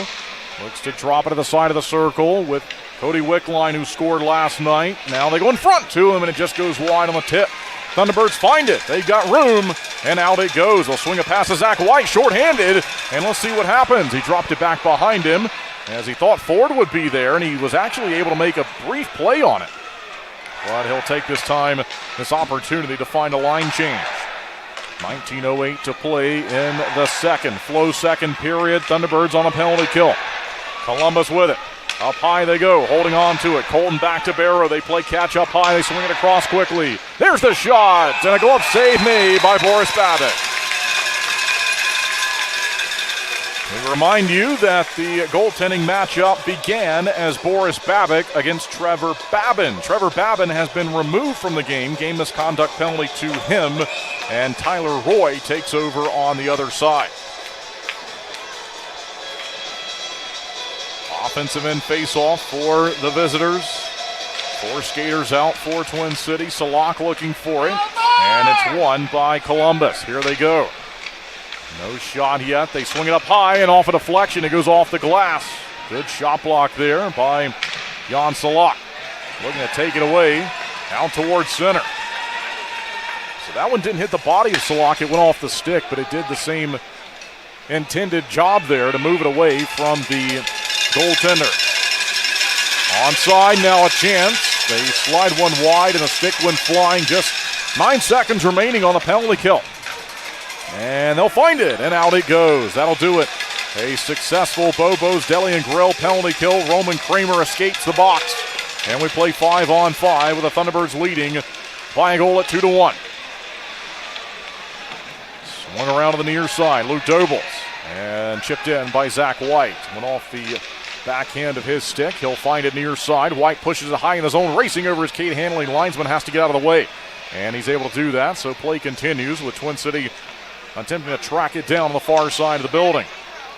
Found, though, by Columbus, and out they go with it. Penalty called as the River Dragons stepped over the blue line, and they will be headed back to the power play. 17:37 left to go in the Flow second period, and back-to-back penalties called to Roman Kramer. So Kramer was penalized towards the end of the first period with a slashing minor in 1947.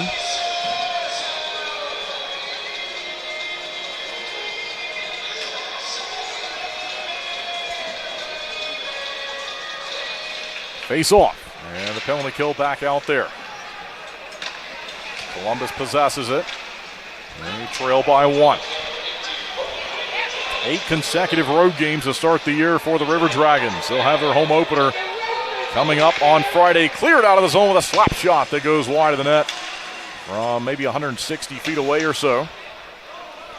So now 95 seconds remaining on this 5-on-4 disadvantage for the Thunderbirds. The Bobo's Deli and Grill penalty kill.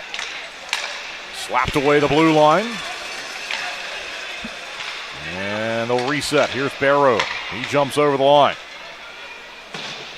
River Dragons fire down low, looking to work now from below the goal line. They couldn't find it, though, and out it goes. Twin City gets the clear. Thunderbirds making a quick swap. Nearly halfway gone by on this penalty kill. Back on side. Far side of the building. As they look to take it away behind the net. Still with the River Dragons. And Ryan Hunter. Hunter finds Lucas Texmo. In front, they go on one-timer, and they score. It's Ryan Hunter, and we've got a tie game. So that is the fourth goal of the game, and all four, 2 now for each team, have been scored with the man advantage. Shots on net favoring Twin City at 20-16, but a one-timer gets around Boris Babic, and the game is tied. 16 minutes and 30 seconds remaining in our Flow second period. Roman Kramer called for the slashing minor, and it was tripping at 2:23 officially. The penalty called against him here in the second period. So let's see if the Thunderbirds can take the lead again. Along the near side as Noah Hippolyte has found it. Here's Hippolyte. Quickly across he goes. Butita in front. Mania calling for it. He gets it. He fires. He scores! Michael Mania has another one. 3-2. Thunderbirds take the lead back.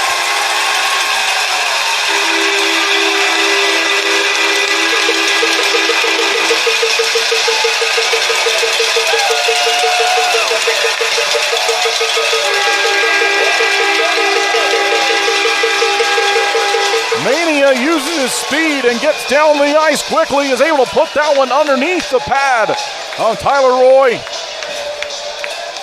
Good guys back in front. 16:06 remaining in the Flow second period. And so they were able to stretch that one up the rink.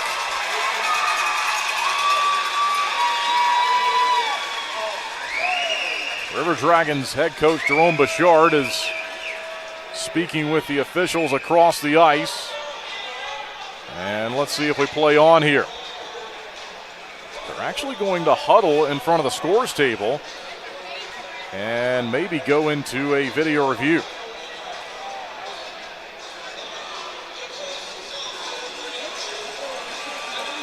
And that's what we have. So this is being reviewed.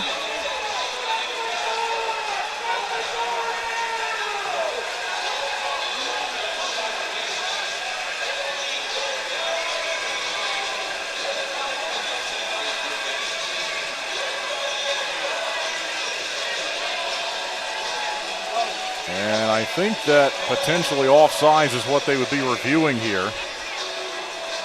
As Michael Mania again was able to move down the ice rather quickly and get behind the last line defense. It actually was, they threw it in front of the goal to him. He was down low between the circles when the play happened, and they, I think, pointed to center ice here. The official gave the washout signal to the visitors bench, and then he went and pointed to center ice. That was a little bit confusing from my vantage point. I think it's a 3-2 game.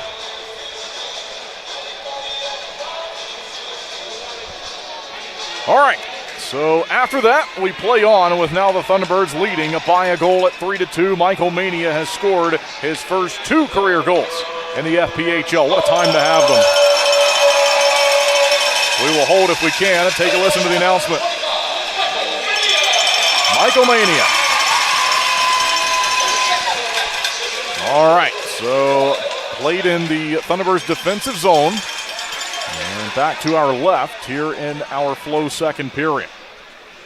So Twin City in search of it. Here's Yuri Pestuka. Throws it across, played by James Farmer. Farmer in his 115th career game tonight in the FPHL. Now Hanley looking for it, chopped the other way as Columbus had a play on it from center ice.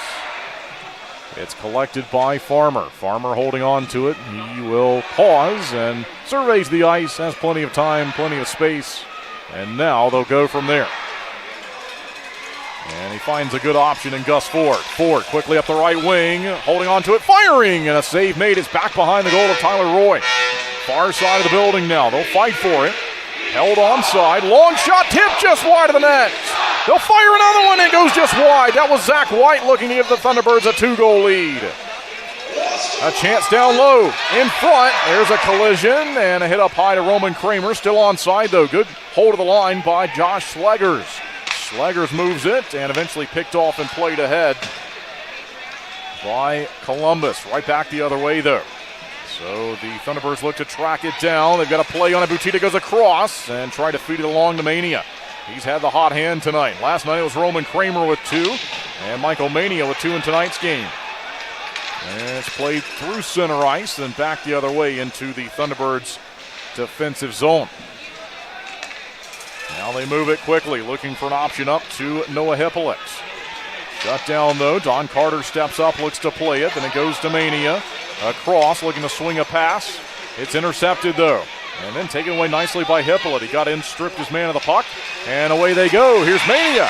Onside, long shot, and that one is moved away by the netminder Tyler Roy.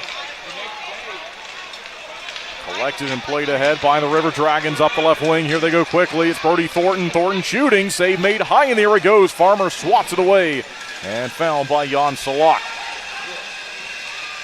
Salak left it behind the net, and they will wait.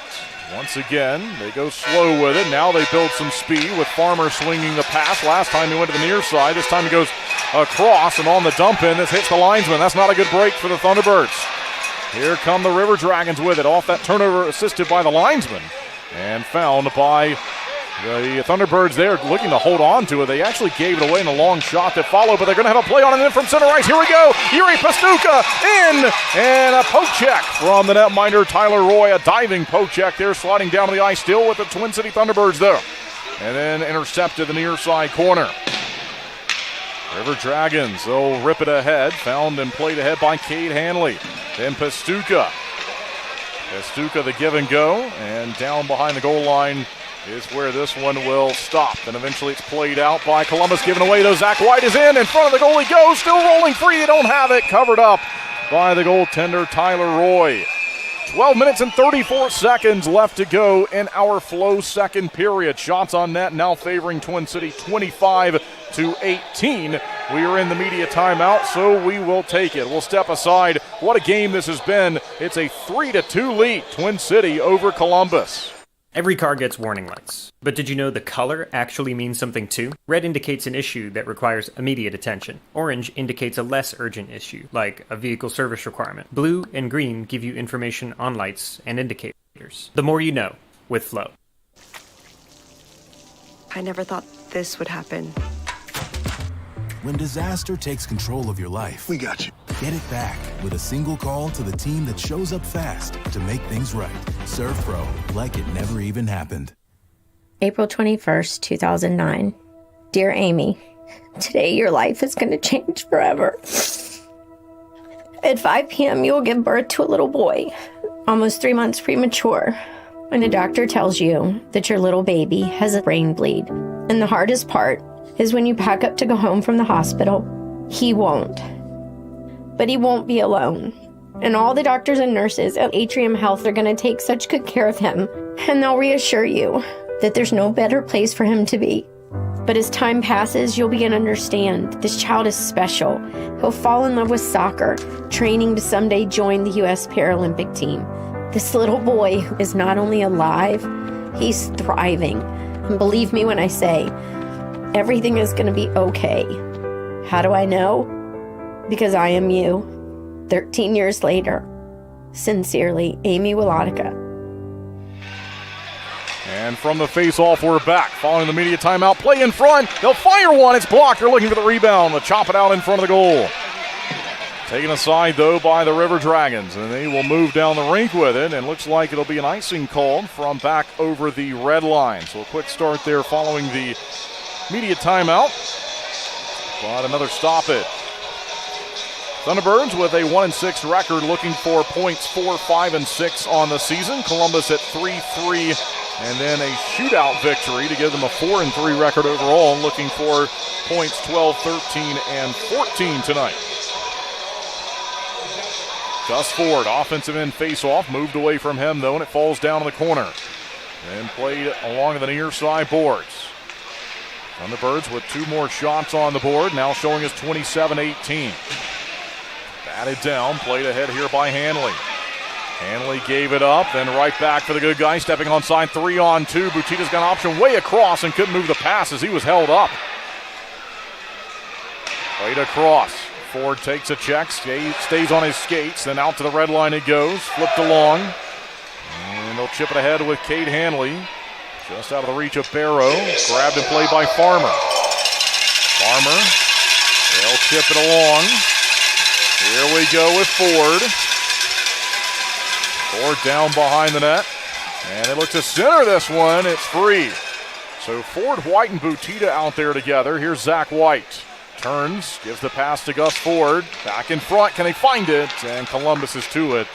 And the River Dragons look to move it away. So they'll chip it down the ice. Back behind the goal of Boris Babick. And found and played here by Don Carter Jr. Surveys the ice, swings a pass up to the near side. Onside, here we go. Michael Mania looking for the hat trick up top. One-timer blasted off the glass from Luke Dobles. Stays in play, though. They're looking to hunt down the puck. They'll find it. Up top, Noah Hippolyte. He'll find Don Carter.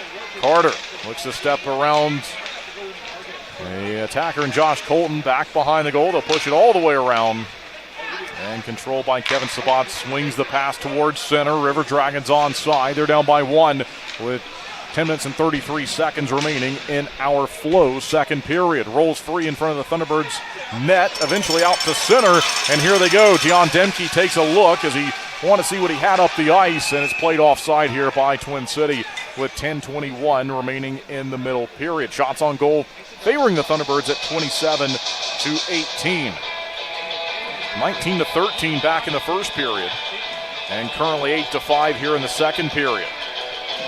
One penalty called in the second period went to Roman Kramer at 2:23.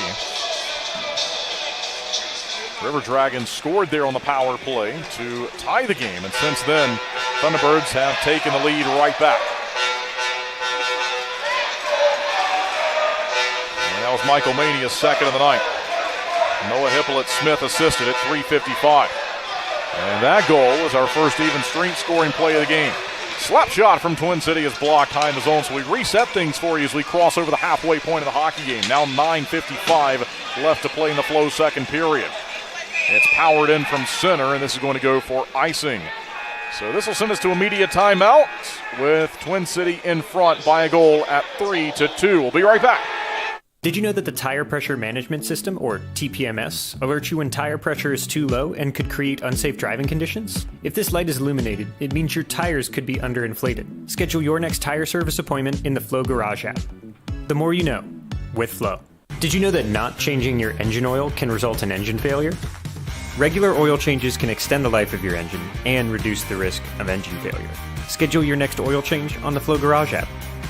The more you know, with Flow.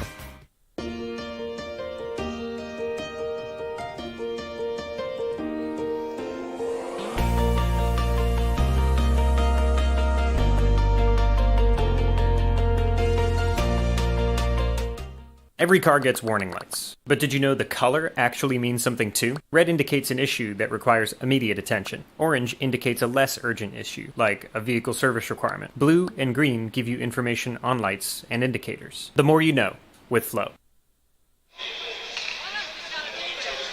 We return from the media timeout. Still a few more seconds before we will get moving along with 9:49 now left to go in the Flow second period. Well, we saw Roman Kramer return. I think he may have been clipped up high with a high stick earlier.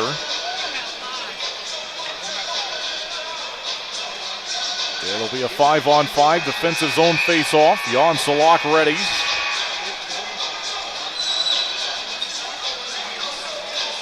And he waits. Sees Tyler Barrow across from him, and up goes the hand from the linesman. We'll try it again. And now we're back playing. The puck goes free to the far side corner, back along the near side, and down the ice. Good pass up ahead. Here we go. And that one rolled on Liam Blomquist. It's still free and then covered up by the goaltender for the River Dragons, Tyler Roy. 9:37 to play in the second period.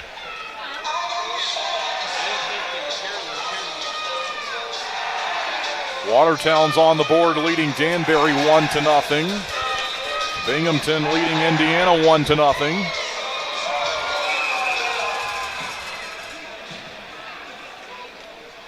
Gus Ford, Roman Kramer, and Zach White ready to go here in the offensive end for the face-off. And it's one. Up top to Hanley. Slides it across looking for help from Don Carter. And he looks to play it ahead. They'll kick at it. Then it's found by Kramer way offside, though. I don't think Roman Kramer had any idea that Zach White was still in the zone there. So it's an offsides call that will give us another stoppage, and they reset things. Gus Ford will take the face-off again. And down he goes. He matches up against Ben Pizzamenti. So they'll look to find possession. Thunderbirds do, but it's way back in the defensive end. Then they snap it across, trying to find a stretch pass up to Zach White. High in the air, then back down it goes. Goes away from Brody Thornton. Hanley looked to chip it ahead with Ford and White still in the neutral zone. And back into the defensive end, Matt Stoya for Columbus. Stoya scored last night. Kevin Sabat will drop it in from center. And Twin City has found it in the specialty sweaters for the Veterans Night game. Lifted in, Boris Babick. He slows it down. Two defensemen converge there with Hanley and Carter. And now Kate Hanley stands back behind the goal. He steps out, swings a pass to center ice. Good play there from Kramer to find Gus Ford. Roman Kramer across. They fire one! And a save made by Tyler Roy. Well, he had to stretch across there to make the save on Zach White, and he did. Otherwise, it's a two-goal game. Thunderbirds leading for now at 3-2. Roman Kramer chipping it high in the air, and Michael Mania's out there. Mania with his first couple of goals in his career. Columbus onside, long shot blocked by James Farmer. Down behind the goal line. Columbus working it around the zone now. To the near side of the pass. This is Texmo, Lucas Texmo. Long shot and on goal, turned aside. That was Ryan Hunter.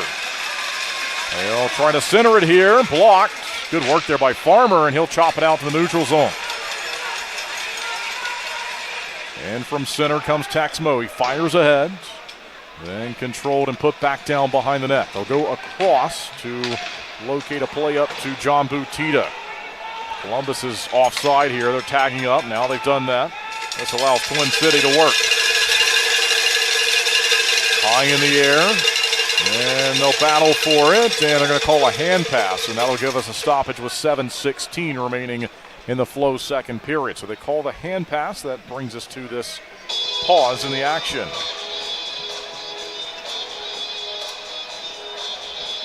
Twin City back in action next weekend, 7:30 on the road, and then back here at 6:05 on Saturday. Blue Ridge will be the opponent for each game.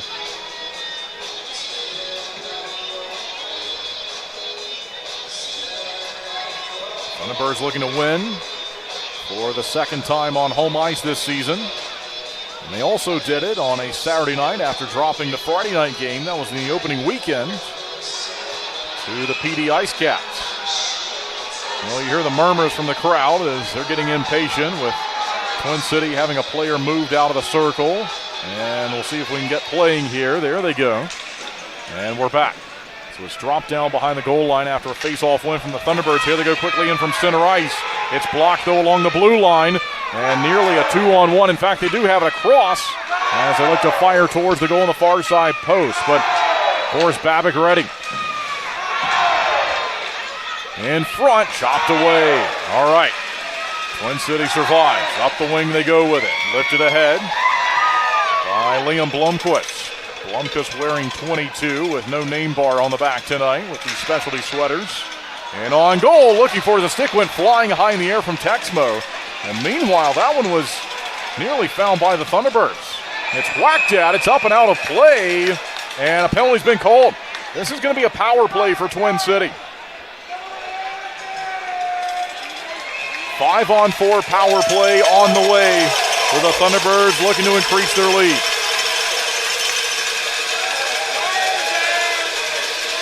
Well, you can't shoot the puck directly out of play, and that's what happened.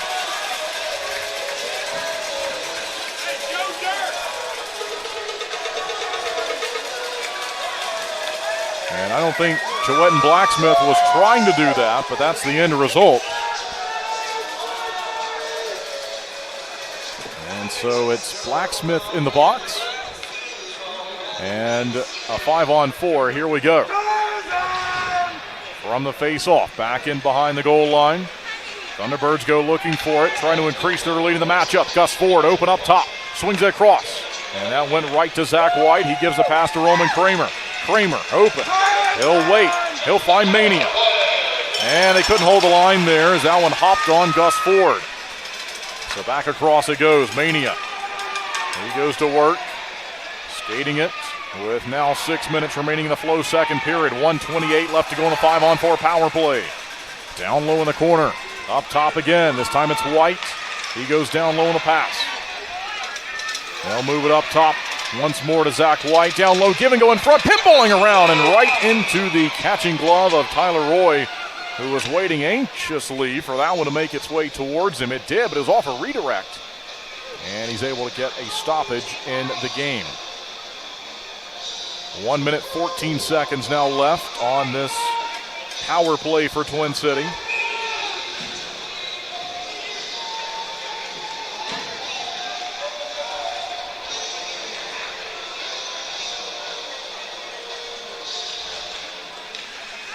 And here we go, back playing again, found by the River Dragons, and they're able to clear it. All right, so down the ice it goes, back behind the net of Boris Babic as he angled the puck back there. Here they go. And it's back on side of the power play. In front they go on the centering attempt. Shut down. What a chance. And cleared by Columbus. Great chance out in front of Tyler Roy. Here's Gus Ford. Teammates will wait on him. Then he steps over the line, looks to make a play happen. He goes in front, chips it back, and it's right there on the goal line. And Roy had to be careful because he stopped the puck, but he started to slide back towards the goal line. And he's able to keep it on the right side of the red line for him, but he was sort of moving back towards the line after he made that save. 5-on-4.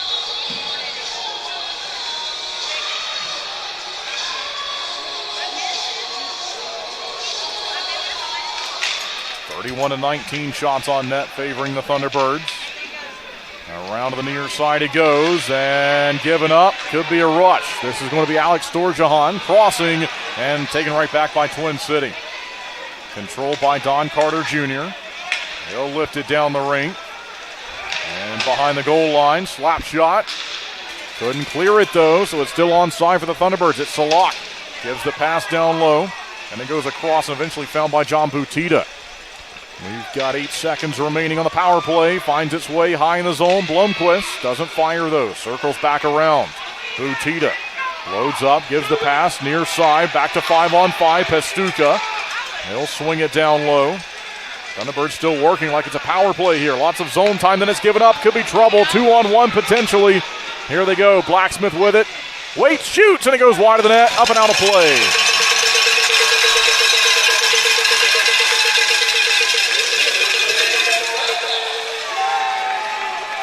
So Joetten Blacksmith crossed out of the box there after he stepped out as a 2-on-1. Media timeout. We'll step aside and be right back with more Thunderbirds hockey as they lead it 3-2. Looking to buy, sell, or invest in real estate around Winston-Salem and the Triad? Meet Jennifer Sapp, your trusted local realtor.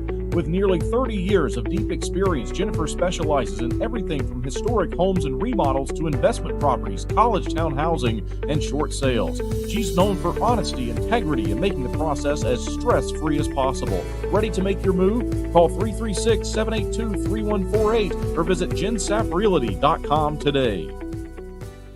Introducing Flow Rewards, the exclusive rewards program for Flow Automotive customers. With Flow Rewards, every vehicle purchase and service visit earns you points towards future maintenance on your vehicle. To start earning and redeeming Flow Rewards points, download Flow Garage, make an account, and add your vehicle. If your account is already set up with your vehicle, you'll start earning rewards points automatically. Add family members to your household to earn Flow Rewards points together. Don't miss out. Download the Flow Garage app to start earning Flow Rewards points with your next service visit or vehicle purchase. Shots on goal favoring the Thunderbirds at 31-20. And where it matters the most, they've got a 1-goal lead at 3-2. Looking to win for the second time this season, second time on home ice. As we return from the media timeout in the final one of this Flow second period. Left circle face-off for Tyler Barrow. New York native, they chop it free. That was a bad break for Twin City, but it'll work out as we continue on. That took a funny bounce right off the face-off and found its way perfectly to the stick of a River Dragon in front, but second surge went off of a Thunderbird, so it did not make it to Boris Babic. Far side of the building. And here we go. It's Gus Ford to find it in from center. He crosses with it. Gives the pass to Zach White. Loads up, wants to find Roman Kramer, the trailer, and it was shut down. Long pass. Here's Babic out of the net to play it, and he got there just in time to move it out of the reach of Tyler Barrow. We play on in the Flow second period. Back on side for Twin City. It's Gus Ford waiting, and off the backhand looking for Zach White. Roman Kramer jumps in there, tries to assist him inside the line. Dion Demke loaded up, didn't shoot it. Then Gus Ford drove it forward. It was blocked. Near side nearly bounced in there off a redirect. Kramer centers across. They go. Back in front of the net. Kramer shooting one. It's blocked in front. They look to find it. And how did that not go in? It stays out somehow and cleared out of the zone. What a flurry there in the offensive attacking end for Twin City. Looking to go up by 2. They'll try it again. Good surge going. That pass missed Jan Salak. Then it goes in the corner, Roman Kramer. Kramer finds it over to Salak. They'll chip it across. Top of the far side circle. Pastuco, what a move there. He's open in front. Shooting, scores!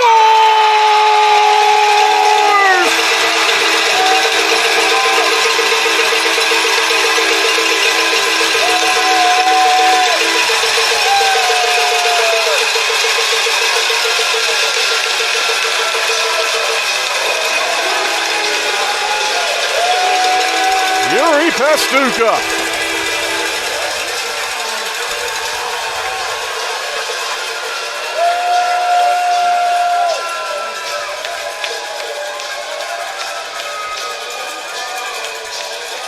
Face-off will follow, following that massive scoring play from Pastuca. And Twin City has a 2-goal advantage with now 2:35 left to go in this Flow second period as it's called for icing. They'll announce the goal here. Let's take a listen.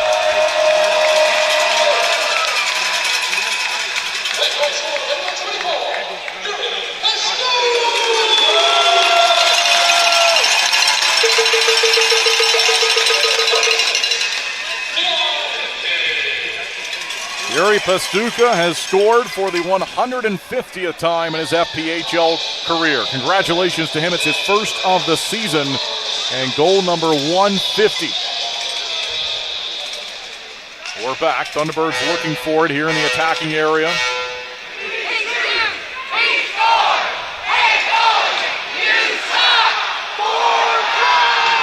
From the near side, they battle on. It's the River Dragons to find it. Thornton nearly overskated and gave it away. Out towards center. Pesamente plays ahead, and Hanley looked like he got help going down, but he was able to chop it away. And In from center, then retreating is Dion Demke. We played 18 minutes of the 20 of this flow second period. And the Thunderbirds on the board a few times. And so they're able to work on home ice now with a 4-2 advantage. Icing called here, so this will be stopped and brought back. And we've got this stoppage with now officially 1:49 left to go in our second period. But the goal production here in this middle period is exactly what this team was looking for. After they gave up the first one of the period on the power play, even strength scoring plays now from Michael Mania and most recently Yuri Pastuka. Out towards center, they look to play on here. Noah Hippolyt had a play on it. And looks to steal in front of the netminder after a turnover, covered up by Tyler Roy with 1:38 remaining in this second period. Shots on goal favoring the home team 34-20. And I sort of alluded to this last night on the broadcast, if you were listening, that I think although this has been a tough stretch for this team and the results on the board, we saw, I think, them turn the corner in Athens the other night. They didn't win that game, but they showed a lot of signs that the streak was nearly going to come to an end. And then last night, they fall behind by 3 in the first period, but the way they played for most of that hockey game, you just felt like this team was slowly starting to figure it out. There's a long way to go tonight, but they're leading by 2 here on home ice. 94 seconds remaining in the period. Here come the River Dragons now moving with Ryan Hunter. They get it back to him onside, look to slide it towards the net. Instead, it's Boris Babic to play the puck. Nearly taken away, and then it was on the second attempt. They couldn't clear it. It's underneath the body on the far side. They'll blow this down, which is the right thing to do. And a stoppage with officially 1:17 now left to go.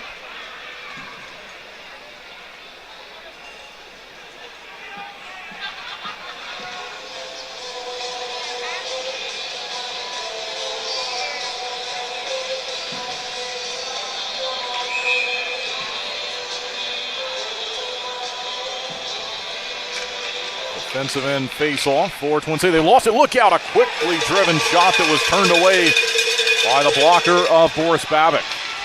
So Columbus working late in this period trying to find one. Goes to James Farmer, then Roman Kramer way down the ice, and icing has been called. We've got exactly 1 minute left to go. 1 minute here in the building. If you're tuning in on the video side of things, you see 59.9. So 1 minute left. And let's see if the Thunderbirds can get this to the locker room with a 2-goal advantage. If they can, you'd certainly like their chances moving forward in the upcoming Culver's third period. Still some time here, though. 5-on-5. And into the near side corner. Good face-off victory from Gus Ford. They move it around the zone, eventually through center. And Zach White was looking to get behind everyone there. They shut down the advance, and now he's got it. Here's White. He'll power his way to the net off the backhand. Turned aside by Roy. It's back down behind the goal line. Roman Kramer comes crashing in, looking to assist his teammate. River Dragons move it through the pressure and spat it down at the logo at center. And across it goes to Ford. Here's Gus Ford. And they'll swing it along. Back to James Farmer as he got it from Cade Hanley. Slapped onside by Roman Kramer. 22 seconds remaining in the middle period. Well, the penalties for the most part have settled down. As I say that, there's one called. I'll take some responsibility for that one. Just about to say that compared to that first period, we really haven't seen much, and certainly nothing in terms of what nearly blew up with the goaltender getting involved with Jacob Schnapp. And unfortunately there, Roman Kramer with a stick infraction. Actually, the trip there called it with 15.3 remaining in the second period.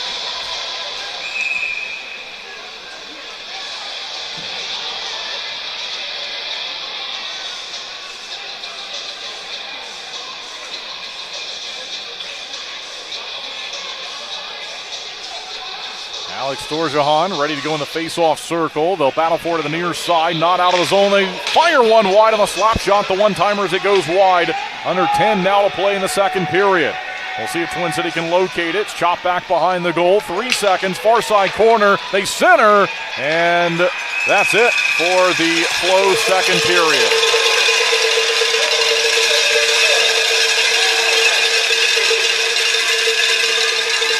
All right, so really good effort by this team in this middle period, and they are rewarded for it. They begin the countdown clock from the scoreboard, and so we now see 19 minutes, 48 seconds rolling, and that's how much time we have during our break. And like we did in the first intermission break, coming up in the second intermission break, we will have a listen to an interview from the Coach Harry Show that was last week at Little Italy on Monday. We'll be back at Earl's at 7 o'clock on Tuesday, and we'll hear part 2 of that interview. Of course, the Coach Harry Show can be found on the YouTube channel, where many of you likely tuning in to this game as we put those out on Thursday. Roman Kramer having a conversation with one of the referees here. He's no doubt frustrated as he's had several penalties called against him tonight, as now he leaves the ice. And this will take us into our break. Thanks for tuning in. A big second period from this team. They surrender the power play goal against them from the River Dragons to begin the period. Just 3.5 minutes in, Ryan Hunter. But then Michael Mania with his second of the night, second of the season. Yuri Pastuka on the board for the first time this year. Career goal number 150 for Pastuka. And after 40 minutes, it's the Thunderbirds 4 and the River Dragons 2.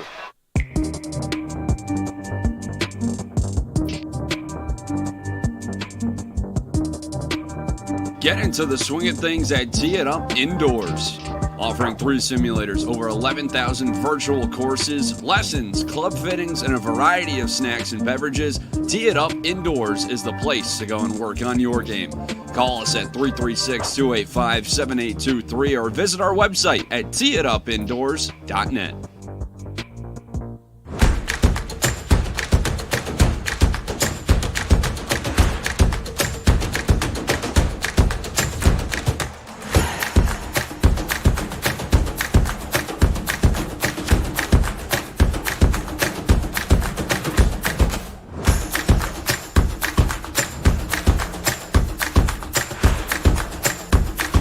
Finish strong. Start here.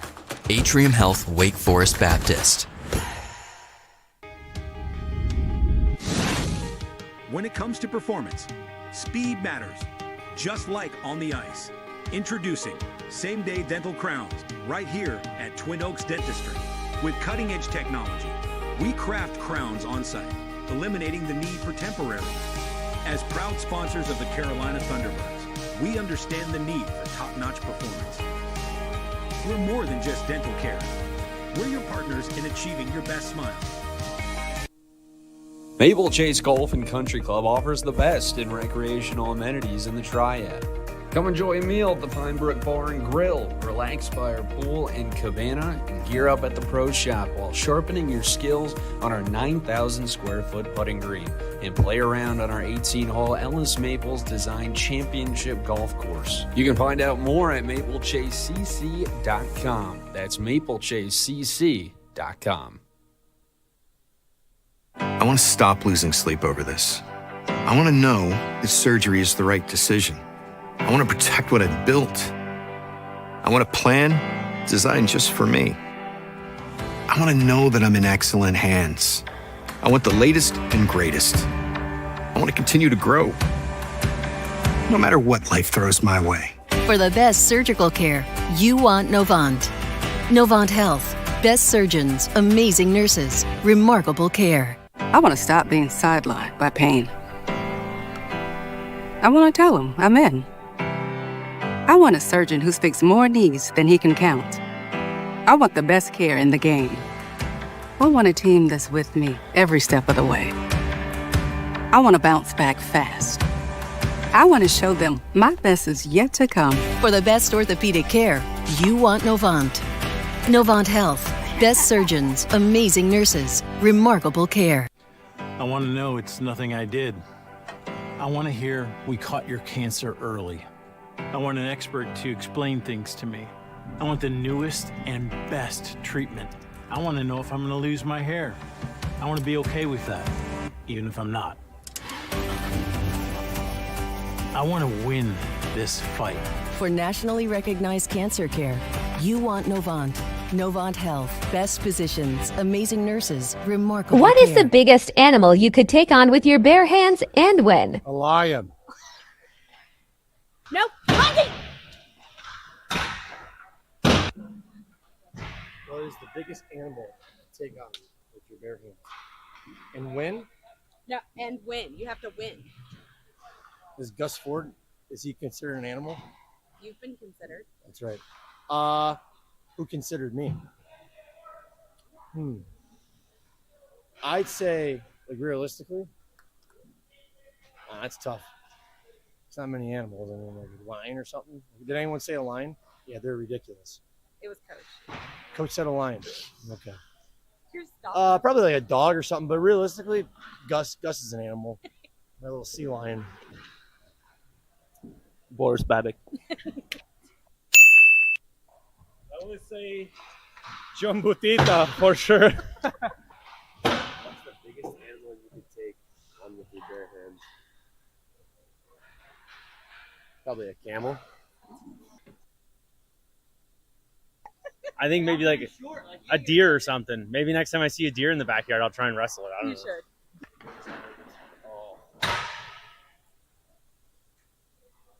Like a baby monkey. What's the biggest animal you could take? Grizzly bear. Koala. Animal I could take with my bare hands? Well, guaranteed a mouse. And so coming out of that first period, did you feel okay about the way the rest of the game progressed? Obviously, you want to come back, win, and all of that, but from at least a score standpoint, you just give up the one goal for the remaining 40 minutes, and it seemed to be a little bit tighter. Obviously, I know you fall down there in the first period, but did you sort of like the last 40 minutes of the game, other than being able to build a comeback, which you'd be looking for, obviously? Yeah, I mean that's one of those mixed emotions that we talked about. Like I thought the last 40 minutes, I'm not saying it was perfect, but we outshot them, and in their barn with the team they got, I thought we did a pretty good job there. And their goalie, and you got to give him kudos. He played really well there. He's a good goalie, and he made some saves where we had some opportunities, and we got a score on those. And if we had scored one, I'm not saying we would have won the game, but we would have probably been more in the hunt there to come back there. So. I really liked the second and third period. I thought the guys responded and maybe kind of relaxed. It was I guess sometimes you get down like that, you relax a little bit and just go and play your game, and that's what I want the guys to do. It's all about emotion and things like that. And if you're too hyped up or you're not hyped up enough, emotions can go both ways. So. I think the second and third period, the boys showed a little more of how we're going to play, and as I said, I thought it was a pretty good effort. And you mentioned the shots. It was 10-9 in the second period, 13-6 in the third period. Overall, 29-26, you outshoot them. I always like to mention the goalie and Boris. 22 of 26 there in that Friday night game, and I said it on the air. Obviously, he played well. It's tough as a goaltender when you don't have anything on the board in front of you. But if you would just talk about his play there on Friday. Well, I thought he played well. I mean, I can't complain. As I said, we talk about him and Mario from last year. When they got shutouts, or Skinner last year when they got a shutout. That the goalie played really well. But I always talk about. It's a team effort, and same as the other situation when we give up 3 goals. It's not always everyone goes, Boris didn't play well. I thought Boris played pretty well. We can't give chances that they had there the other night, especially early on. So it's basically an effort where, as I said, we didn't respond very well in that first period, and we kind of hung him out a little bit to dry. But I thought he made some great saves. He made a couple saves there. I think it was in the third period there. I can't think of the guy's name right now. He was coming down, and they made a cross ice pass, and he dove at it. And I thought he played well. As I said, he didn't get, and I don't want to say that the effort from the other guys. It was just a situation where we let down early on and then got behind. And Gus, for you as a player, and Coach Harry talks about your leadership, and you've been there. Obviously, you don't want to find yourself in that situation. I think I scared them when they heard leadership. I'm not sure. What are you saying to your teammates, and kind of what's your role in that situation as a veteran, as a leader, and someone that obviously wants to get the team back in the game, and just didn't happen there on Friday? I mean, yeah, I pretty much just reiterated in the room that we needed to, everything needed to be harder. It needed to be a little bit harder on the boards. Passes needed to be harder. Getting the puck out, getting the puck in needed to be harder because we were just being a little bit soft at the blue lines. Our team, like you said, in the second and third, we took it to them pretty much for the most of the part of that. And, we were just getting a little bit more greasy in the corners, greasy in front.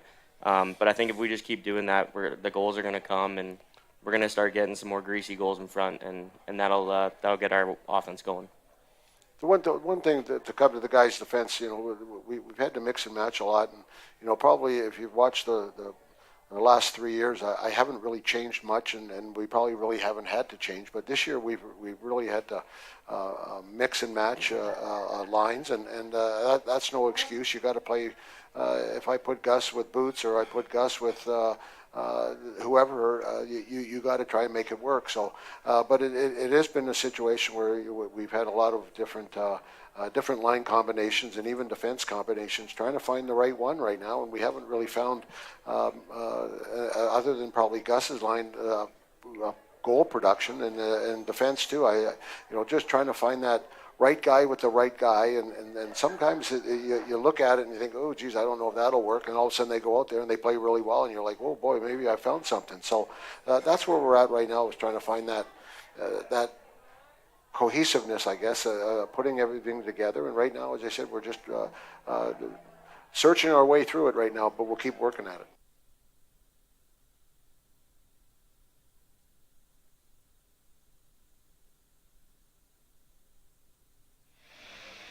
Welcome back inside the Winston-Salem Fairgrounds Arena for our second intermission break here on the broadcast. Thanks, everyone, for tuning in and taking time out of your evening to make Twin City Thunderbirds hockey part of your night. And we hope you enjoyed the conversation there with Coach Harry. Gus Ford was a very good guest on the program this week as well. Coach Harry's show can be seen live coming up on Tuesday, 7 o'clock at Earl's. And we hope to see you there if you're able to join us. If not, then the Coach Harry Show, you can catch it on Thursdays. And then parts of the show on the broadcast as well. So second intermission break. There's a penalty on the board that the Thunderbirds will need to kill off to begin the third period. And I think really that's where the momentum needs to build from as we begin the Culver's third period. A successful Bobo's Deli and Grill penalty kill, I think, would go a long way. An unsuccessful one, I think, would give Columbus some unnecessary momentum.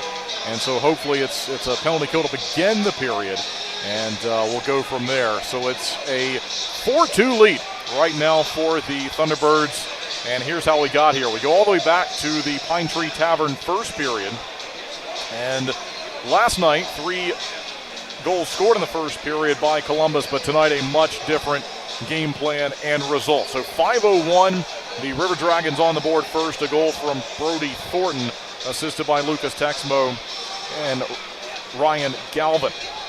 But then Twin City answered. Power play goals from Gus Ford at 13:02, and a power play goal from Michael Mania, his first goal in the FPHL as a member of the Thunderbirds at 16:38. Zach White assisted on the Gus Ford goal, as did Yuri Pastuka, and Roman Kramer and Gus Ford assisted on the Michael Mania power play goal in the first period. Shots on net after the first, 19-13, favoring the Thunderbirds. We go to the second period. It's an early power play goal for the River Dragons in the second period. Ryan Hunter from Tyler Barrow at 3:30 of the Flow second period. But then Twin City answers with back-to-back even strength goals. The answer, the first one, to give the Thunderbirds the lead right back to make it 3-2 was at 3:55. So the goal at 3:30 was answered at 3:55. That was Michael Mania, second of the night, second of the season. Noah Hippolyte-Smith on the assist. And I believe the first assist for Hippolyte this season. Didn't have any entering the weekend. Yuri Pastuka at 17-19, under 3 to play in the second period. It's Pastuka's first of the season, 150th of his FPHL career from Dion Demke. Demke entered the weekend with 3 assists to his name, and so that's the final scoring play of the opening 40 minutes. Shots on goal in the second period, 16-8, favoring the Thunderbirds.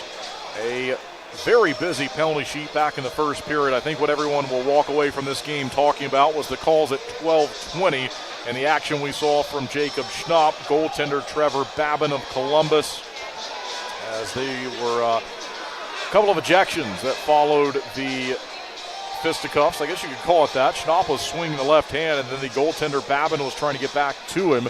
And Babin joined that scrum after we think it was Nathan Balkwill that was involved initially with Jacob Schnapp and was tied up.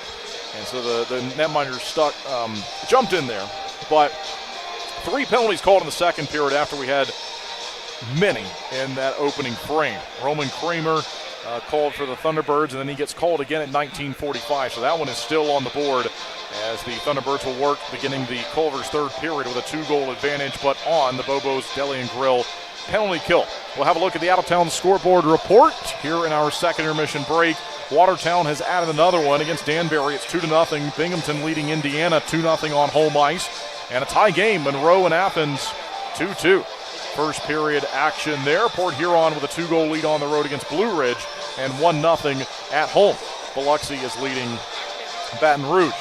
For our audio listeners on the radio side of things, we have 4 minutes before we will be back and ready to go for the beginning of the Culver's third period. We'll step aside one last time here in our intermission break, and when we return, we will see the Thunderbirds on the penalty kill, but working with a 2-goal advantage at 4-2. Gwynn Services has been serving North Carolina for over 50 years, ensuring the safety and comfort of our customers' homes. We take pride in bringing together the best electricians, plumbers, and heating and cooling technicians to bring convenience and unbeatable value to our customers. Life can be hectic. What better way to simplify than to have one company you trust to take care of all of your home's repair needs? Since 1972, integrity and customer satisfaction have been at the heart of everything we do. We are proud to have built a name our neighbors trust, one that provides peace of mind and a service that can be relied on, today, tomorrow, and for years to come. Thank you for trusting Gwynn Services with your home. We are proud to stand behind the work we do every single day to serve our friends and neighbors here in North Carolina. We are Gwynn Services. One call does it all. Introducing Flow Rewards, the exclusive rewards program for Flow Automotive customers. With Flow Rewards, every vehicle purchase and service visit earns you points towards future maintenance on your vehicle. To start earning and redeeming Flow Rewards points, download Flow Garage, make an account, and add your vehicle. If your account is already set up with your vehicle, you'll start earning rewards points automatically. Add family members to your household to earn Flow Rewards points together. Don't miss out. Download the Flow Garage app to start earning Flow Rewards points with your next service visit or vehicle purchase. Pam's back pain was controlling her life. Novant Health's spine surgery team repaired a damaged disc, and within hours, Pam was walking pain-free. Novant Health, best surgeons, amazing nurses, remarkable care. Flow Cadillac is a proud sponsor of the Carolina Thunderbirds. Visit 1400 South Stratford Road for a free test drive. Or go online to flowcadillac.com to schedule a sales or service appointment. I never thought this would happen. When disaster takes control of your life, we got you. Get it back with a single call to the team that shows up fast to make things right. Serve Pro like it never even happened. Maple Chase Golf and Country Club offers the best in recreational amenities in the Triad. Come enjoy a meal at the Pine Brook Bar and Grill, relax by our pool and cabana, and gear up at the Pro Shop while sharpening your skills on our 9,000 square foot putting green, and play around on our 18-hole Ellis Maples Design Championship Golf Course. You can find out more at maplechasecc.com. That's maplechasecc.com.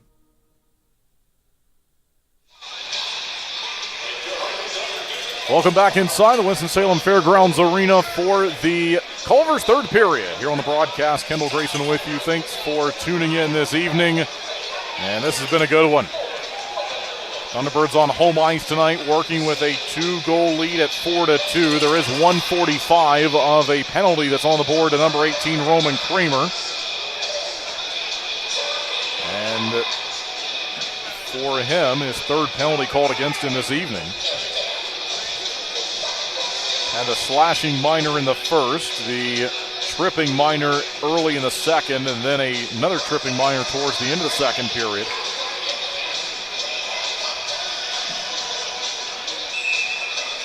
And just a few more seconds before we're ready here for the third. And now put that on the board, and we begin the third period. So the Culver's third period underway, and the power play underway for this final frame of action for the River Dragons. You hear the Let's Go Thunderbirds chant that's originating below us. And they will find it. Cade Hanley, he's crunched along the board, stays on his skates though. As they've updated the shots there in the break to 35-26 as it now shows. So we'll get that updated for you on the video broadcast as well. Lots of jostling for it going on. No one really with it, just back and forth, and that's good. Killing time for the Thunderbirds. And it rolls to White. And Zach White, a high flip. He tried to steer it towards Gus Ford. Ford finds it here, shorthanded. Tackle down from behind. Helmet comes off. And looks like a penalty. I thought maybe we were going to have a penalty shot moment there. And it's a hold. So they call the hold, and that will do it for the River Dragons power play.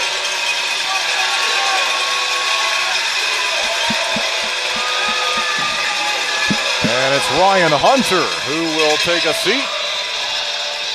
So 50 seconds remaining on the call to Kramer. Now 2 minutes remaining on the call to Hunter.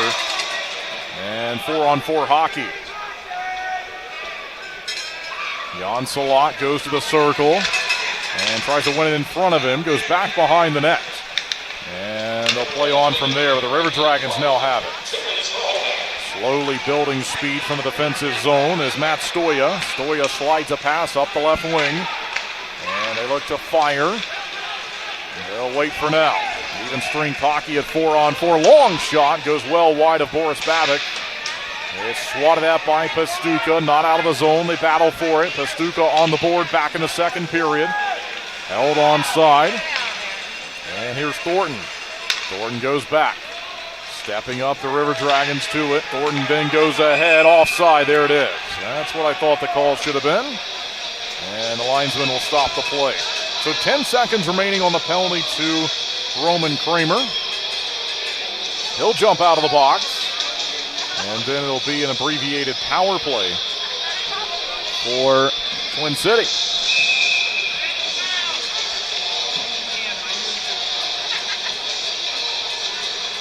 Thunderbirds looking for win number 2 this year.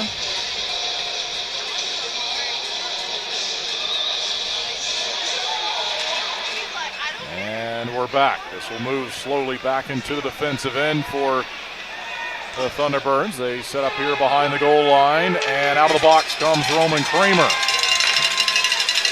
They'll move it onside. Here we go. This will be Gus Ford with it. So he looks to circle around. And they give it away, and the clear down the ice from the River Dragons. So it's picked up and found here by Boris Babic with 47 seconds remaining on this 5-on-4 power play. Thunderbirds on home ice tonight, leading by 2 here in the Culver's third period. Ford stretches it way across to Michael Mania. Here's Mania. Looks to center, keeps it for himself for now. Mania slides it up top. It goes to Gus Ford. Here's Ford, long shot, blocked in front, bouncing, found by Columbus. Clear is on, and off the glass it goes.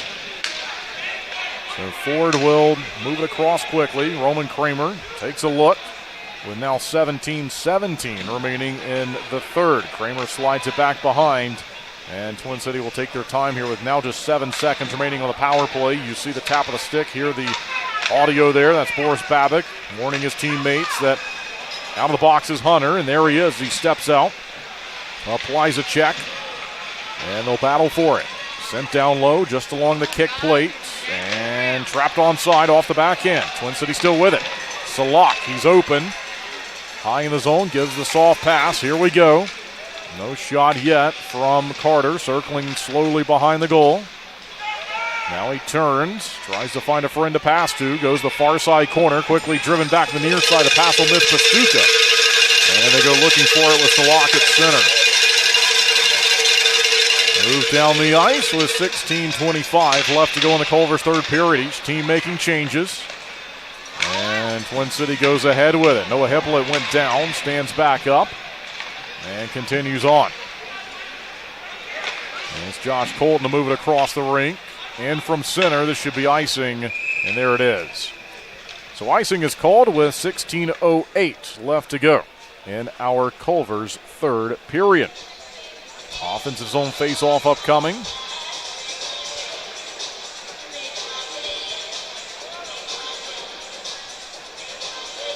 And we'll see if the Thunderbirds can take advantage of this.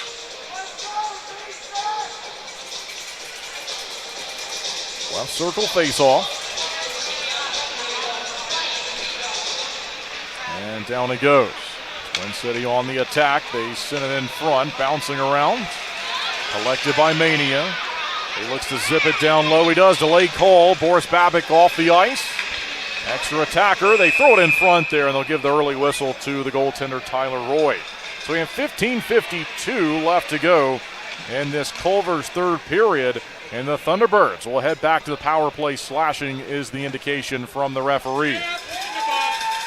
Hungry Thunderbirds fans, nothing beats a Culver's Butterburger. Fresh, never frozen beef, seared to perfection and served on a lightly buttered toasted bun. Stop by Culver's at 2973 Fairlawn Drive in Winston-Salem today. Culver's, welcome to delicious. Offensive zone face-off following the penalty. 5-on-4. And with the power play on the board tonight, with 2 goals, what a moment this would be to stretch the lead out to 3 if they can do it. Near side, Kramer fires a quick one, and the glove save made by Roy. Not out of the zone. So Twin City continues to work it around the zone now. From the near side, Kramer up top, Pastuca. Good pass to find Kramer. They were ready for that one, the River Dragons, as Kramer tried to slide it way across the zone. It's a 2-on-1 shorthanded chance. Look out. They fire one. It's blocked. And where is it? Falls down back behind the net. Looked like it got lost underneath the Thunderbird behind the goal line. And there it is. We play on. So Twin City survives that advance. Penalty called, though, on a hit. And the fans are not going to like this.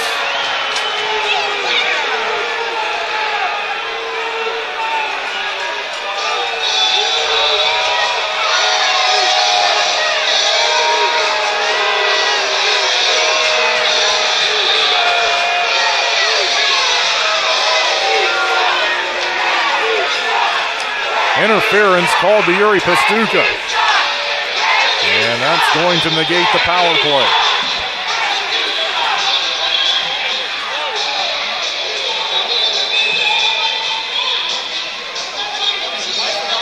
So it'll be 4-on-4 with the defensive zone face-off that will follow that.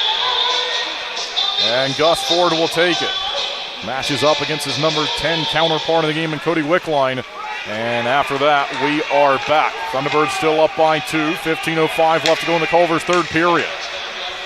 And here they come in from center. Option open in front of the goal. They try to get it down low there with Ford. Shots on net favoring Twin City at 37-26. A chance to steal it away here. And it's grabbed, flipped, top of the circles, out it goes. It's Zach White. He's in 1-on-2 and had it taken away from him. Out to the neutral zone. Gus Ford goes back behind him. There's room there. They go to James Farmer. Farmer steps over the logo. Back he goes. And up the far side, they look to play it onside with Liam Blomquist. And a check on him, and this is stopped around the blue line. Media timeout with 14:21 left to go in the third period as we're playing even strength 4-on-4. And the Thunderbirds lead it 4-2.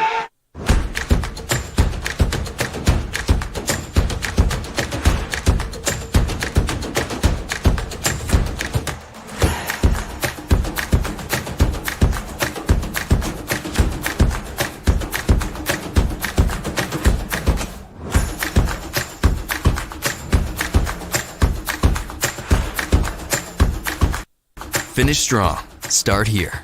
Atrium Health Wake Forest Baptist.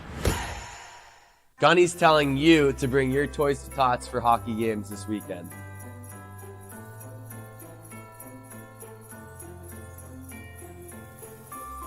Hey Boris, what are you doing? Hey, packing joy for the holidays. Is that for Toys for Tots? Yes, sir. Oh, Toys for Tots. The last day to bring in your toys to our games is December 12th. Flock together. Go Birds.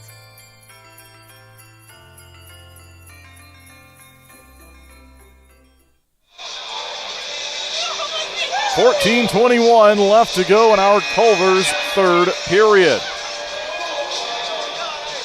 Twin City working on home ice with his 2-goal lead at 4-2. It's 4-on-4 on the ice, though. As Yuri Pastuka has 109 remaining on his penalty. 29 left on the penalty on the other side to Alex Dorjahan. And we're back. Goes back into the defensive end. Back behind Boris Babic. He's been good tonight. And Twin City will wait. Now they advance out with Hanley. Looking for a pass, taken away though. Columbus tried to center. They do. In on goal, and it goes just wide.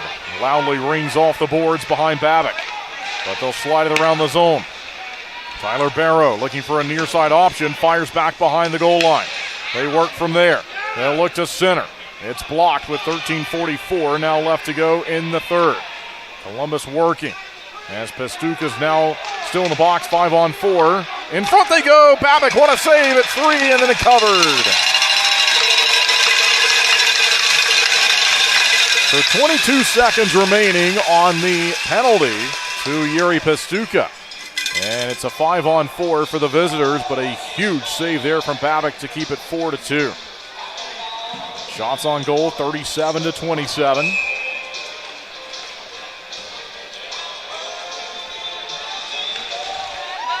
And back behind the goal line from the faceoff. They turn and fire, and it goes into the bench.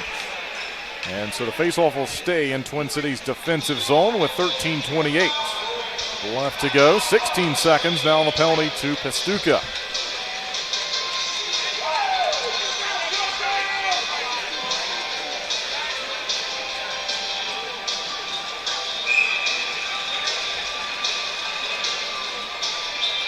Goes Deli and Grill penalty kill with a few more seconds on it. Across it goes. Columbus has one possession of the puck. Near side, they'll zip it along to Hunter. Hunter holding on to it. Back across they go. No shot. Near side goes off the boots of Colton. And we'll see if they can find it. Thunderbirds have it. That's it. And Pastuka's out of the box. They'll have numbers in from center. They stay onside. A chance. Here we go. In front of the net. They fire one on. It just missed. Jan Salak just missed from making it 5-2. They'll stretch it up the rink. Fans wanted a call there as Twin City had a player chopped down. It goes free to Butita. Slides it across. In front one more time. They score!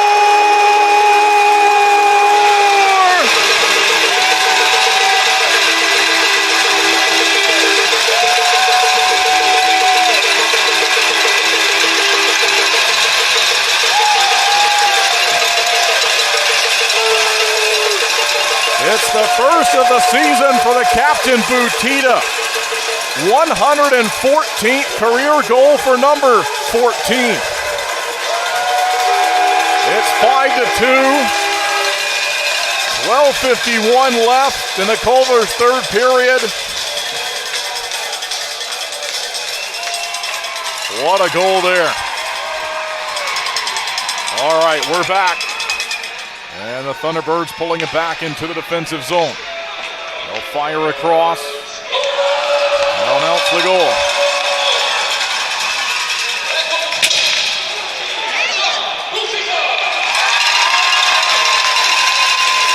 And there's the announcement for the Butita scoring play. 5th goal of the night for Twin City. There's a hit from behind and a power play on the way for the Thunderbirds. Let's hope that Ford's okay. Stands up. Pastuka assisting on the scoring play. There's been all kinds of action from him tonight. He's been good.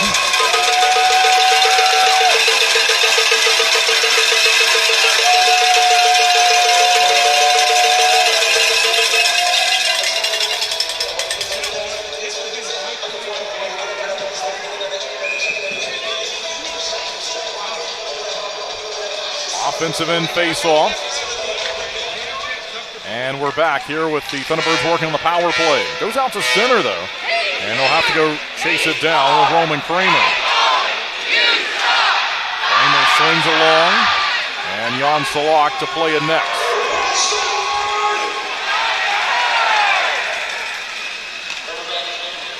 They'll announce the goal. Back onside here on the power play. Jan Salak slams the brakes on, gives the pass in front, and that one just missed. In between the circles was Gus Ford. It goes to Roman Kramer. Down low.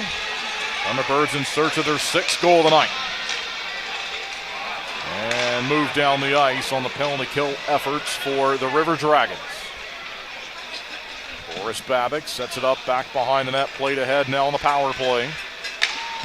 They'll stretch it out. Onside, tipped ahead from Gus Ford. Back behind the net, given away. Near side, here we go. Ford has on the power play. They go across the zone to find Dion Demke. Demke back to Don Carter, and he fanned on his shot. Boris Babic will find it on the other side after the clear from the River Dragons on the penalty kill. There's 47 seconds left on the penalty to Brody Thornton. This building can feel it now. Onside. It's Ford to slide it down low. And they'll look to move it around the zone. Up high they go. Long shot through traffic through a screen. That redirected and nearly found its way in the back of the net. It's moved out of the zone with now 18 seconds remaining on this 5-on-4. Plenty of time left here in this game, and the Thunderbirds will take their time from the defensive zone. They now have thrown 40 shots on the board, outshooting the River Dragons 40-27. Out of the box is Thornton, and we play even strength at 5-on-5. Moved ahead and taken away from Twin City along the blue line. Look out, a pass up. It's Kirk Underwood who's in off the backhand, shut down by Babic. It's nearly covered up, and on the second attempt, Babic will find it. Well, we're 3 seconds away from the halfway point in the Culver's 3rd period. Hey, Thunderbirds fans, got a sweet tooth? Culver's fresh frozen custard is rich, creamy, and made in small batches all day, every day. Swing by Culver's at 2973 Fairlawn Drive in Winston-Salem and check out today's flavor. Culver's, welcome to delicious. 5-on-5 defensive zone face-off.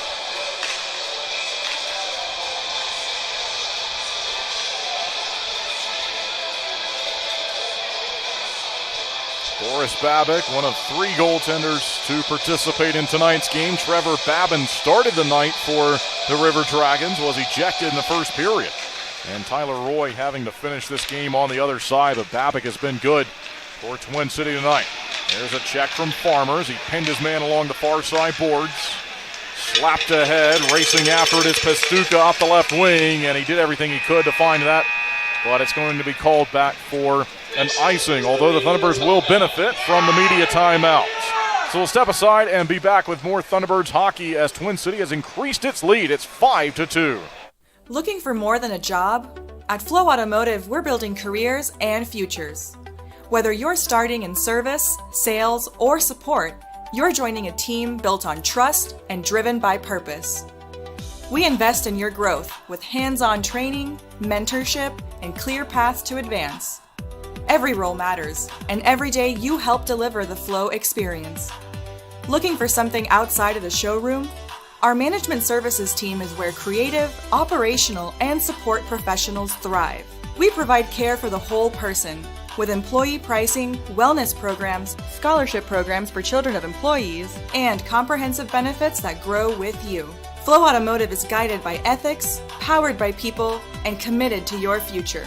Start your journey with Flow Automotive. Your path starts here. Let's grow together.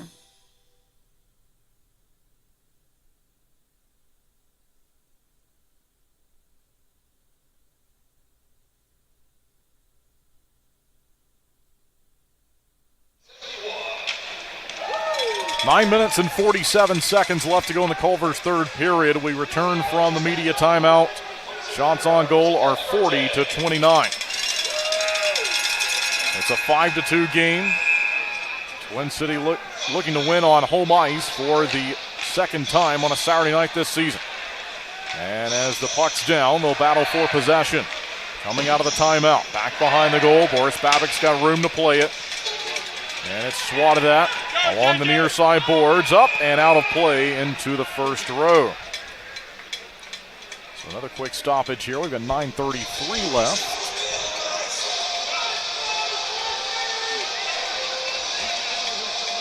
Thunderbirds back on home ice next weekend on Saturday. It's a road game on Friday, but right back here on Saturday, 6:05, the time of the puck drop. Gus Ford ready to go in the face-off circle, tries to go ahead with it, and Columbus will stay on side with possession as they held the line.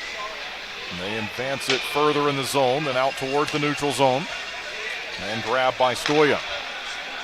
Stoya goes across with a pass, and he gets it again. Michigan native steps over the line, long shot, and that was redirected. Could have been dangerous, but it finds its way off the inboards. Near side for Gus Ford, plenty of room, goes across the ice with a pass, picked off, chance in front, rolling puck. No shot though. Thunderbirds swarm to it and force the play to the outside, and then given away at the blue line, nearly given away, but they couldn't hold possession of it. And now here they go. River Dragons back on side at Thornton. In front, save made and cleared. Kevin Sabat goes across the ice with a pass. We have 8:37 left to play in the Culver's third period. Thunderbirds with a 2-goal lead and then another one. They've added to it here in the third. It's 5-3. Gary Pastuca scored in the second. And the captain, John Butita, here in the third. Gary Pastuca assisted on Butita's goal. Given away off a turnover. Mania goes down low with a center. They fire. Oh my goodness, what a save by Tyler Roy. He's still down though. Now he stands and he has a player back behind him in his goal.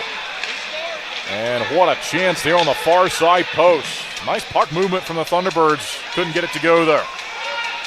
Oh, and they're going to call a penalty out from center ice on that one.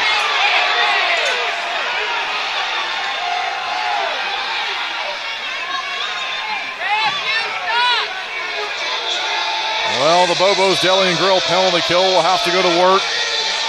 Hooking penalty has been called. And it goes against Cade Hanley.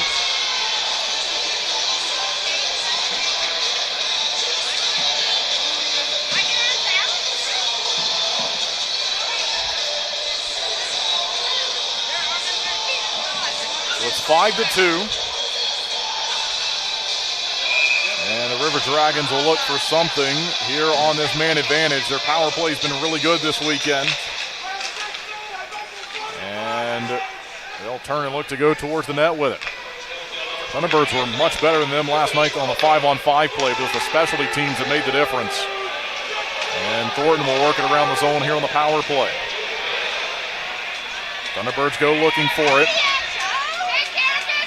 Not out though. Texmo fires a long one and a stick save made by Boris Babik. And still onside. They'll look to locate it and chop it towards center.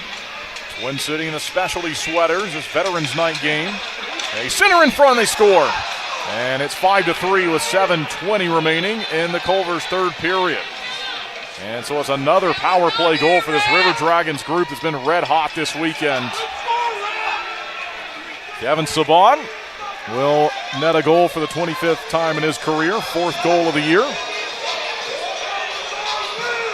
And all of a sudden, 2-goal game.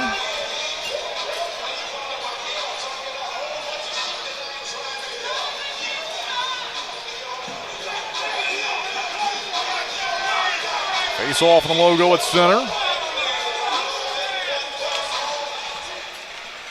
And we are back. Columbus will lift it down the rink, near side corner. As the Thunderbirds go searching for it, look out, a chance. Barrow in on goal, shut down by Boris Babik. He kicked that one out, and the Thunderbirds clear it.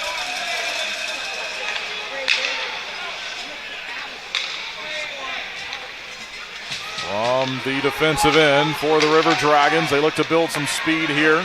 They'll cross onside. Looking for another one, and this time it's Babbitt to cover, and he dives on it, gets the stoppage.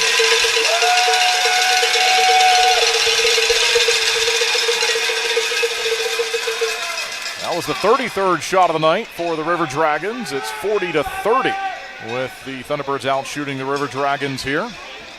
Shots on goal in the first period, 12-9 last night, and 19-15 tonight. So you can tell by that stat it was a much different start to the game for this team. 16-11 in the second period. From the face-off goes the far side corner. Thunderbirds will look for it at center, but it's found by Columbus. They go forward with it. Ryan Galvin trying to play ahead, then John Butita finds it. Butita goes off of his skates, then along the logo, bouncing for Hanley to play it. He moves it up the rink quickly, and here's a chance in front after Noah Hippolyt sent it down low. They couldn't fire, though, with Mania. Back the other way. Mania calls for a change as Butita drops it onside. 6 minutes and 5 seconds remaining in the Culver's third period. Thunderbirds looking to win for the second time this season. This is game number 8. And they'll play to the near side corner. There's Pastuca with room. Goes ahead to Salak. Jan Salak crossing, holding on to it. They center, they fire one, and a glove save made somehow by Tyler Roy. Well, Roy's allowed some goals, but he's also made some highlight reel saves in the game in relief of Trevor Babin after Babin left following his ejection from the contest as he was tied up with Jacob Schnapp in the near side corner, 2 hour left. Back in the first period.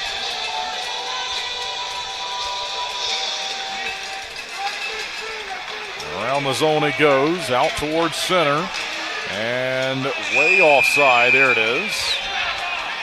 Linesman saw the same thing I saw from up here, so they call the game to a halt, and the faceoff will be outside of Columbus's attacking area. 5:35 left.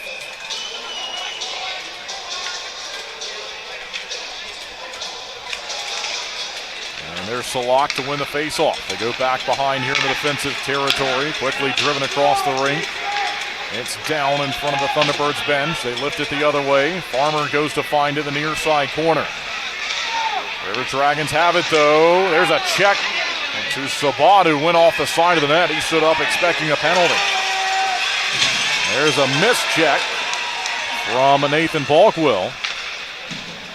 And after all of that, the River Dragons will give it up. Intercepted in the offensive end here by the Thunderbirds. They go to work way across the zone. Room to Roman Kramer. Shoots one, and off a deflection back behind the goal. They still going to work with it. Kramer tried to cycle the puck down low. Picked off by Columbus out towards center. Don Carter drops it onside. Twin City applying some pressure. Texmo gets through it, though. And he had an option across. He centers here off the backhand. Babbitt can see it, but he can't play it. He's searching for it. He finds it and covers it. Well, that one was just waiting out there for Boris Babbitt. He could see it, but like I mentioned, he was trying to find a spot to jump out of the crease and cover it, and he did just that. It's the final media timeout of the Culver's third period. We'll step aside and be right back. 5-3. 4:32 left. Gwin Services has been serving North Carolina for over 50 years, ensuring the safety and comfort of our customers' homes. We take pride in bringing together the best electricians, plumbers, and heating and cooling technicians to bring convenience and unbeatable value to our customers. Life can be hectic. What better way to simplify than to have one company you trust to take care of all of your home's repair needs? Since 1972, integrity and customer satisfaction have been at the heart of everything we do. We are proud to have built a name our neighbors trust, one that provides peace of mind and a service that can be relied on, today, tomorrow, and for years to come. Thank you for trusting Gwin Services with your home. We are proud to stand behind the work we do every single day to serve our friends and neighbors here in North Carolina. We are Gwin Services. One call does it all.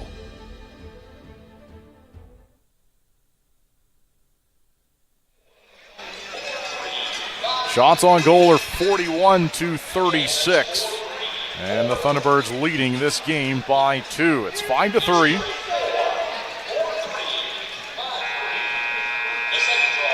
John Butita with the Twin City most recent goal at 7:09, but Kevin Sabad scoring on the power play at 12:40. And there's a quickly driven shot off the face-off. It's caught by Boris Babic. That'll be shot number 37 of the evening for Columbus. And they'll go back to the same face-off circle and do it again.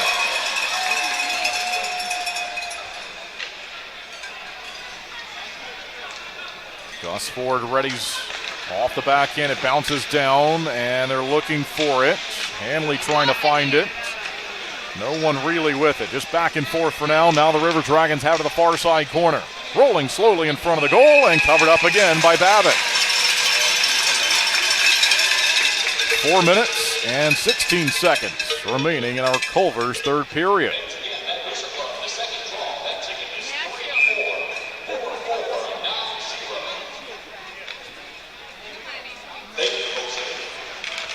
We're back as it goes back behind Boris Babic. Cleared up and out of play. Another quick stoppage. So it's been start and stop here in the last few moments. We now have 4 minutes and 10 seconds to play in the Culver's third period.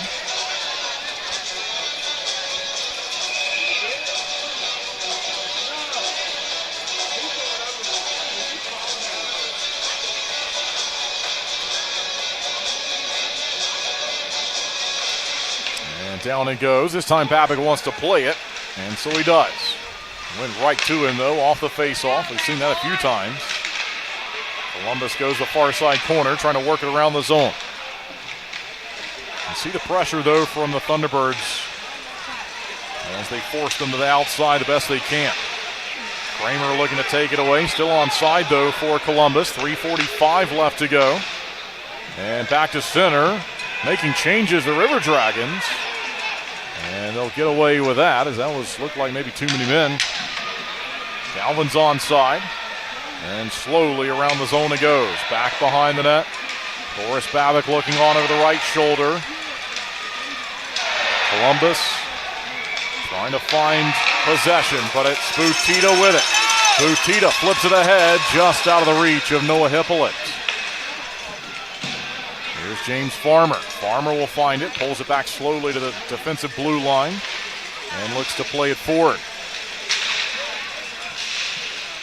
Rolling puck, they settle. They'll go back to the logo at center. James Farmer back skating, and then he flips it along. John Butita gets it down the rink. Let's go Thunderbirds, the chant here at the Fairgrounds. Across they go with it.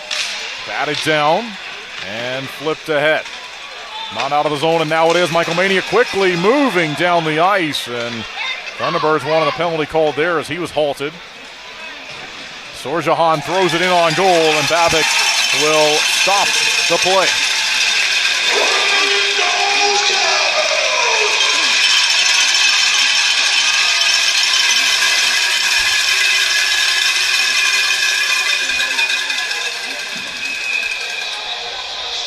Out-of-town scoreboard report. Watertown leading Danbury 5-2. Binghamton leading Indiana 3-1. Tie game 2-2 with Monroe and Athens. Port Huron leading Blue Ridge 2-1 on the road, and 2-1 home lead for Biloxi over Baton Rouge. We're back. Thunderbirds find it. Out to center. Salak held up.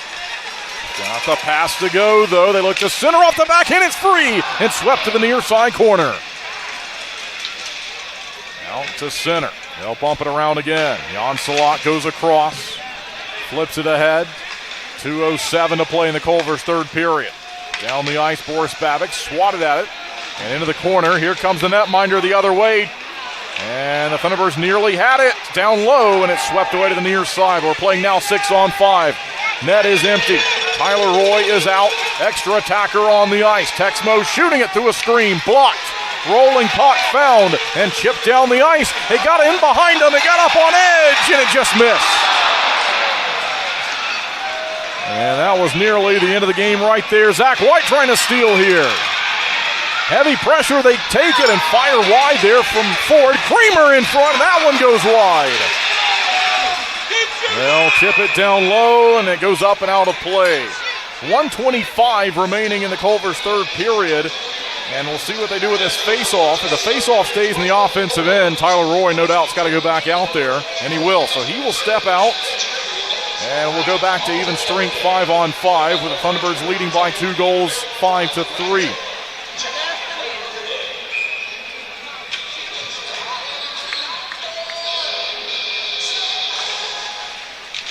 We're back. And flip down the ice. Could be trouble. 2-on-1 brewing. They're onside with it. They throw it in front of the goal and it goes wide. Good back check there from Pastuca. Meanwhile, Roy's out of the net. The extra attacker, they flip it out. And it's blocked. Nearly stolen. Now there'll be room to work. Hanley. Pastuca off the backhand. Roman Kramer. And we've got 1 minute left to go in the Culver's third period. Twin City ahead by 2. Here's Zach White, turns, waits, shoots a long one. It's blocked. Kramer has it. Ford's wide open. Ford looks to drive it. He took the puck up high to the face and continues. 42 seconds remaining. And the River Dragons onside looking for a goal. They go across, they shoot one, and that hit the post and stays out. 34 seconds remaining. They got in the corner. Still onside here. They throw it off the pads. The clear is on. Not out. Underwood. Long shot. Babick has it.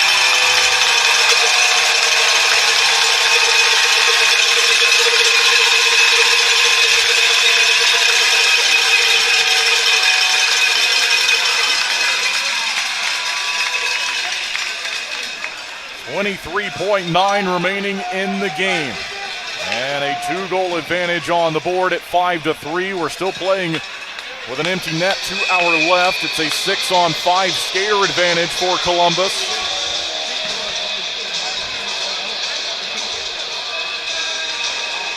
We're back, into the corner it goes. Now to the half wall, chipped out. And that'll likely do it. We won't know what the score will be, but they don't have time to get 2 of them. You hear the fans. They'll salute this team.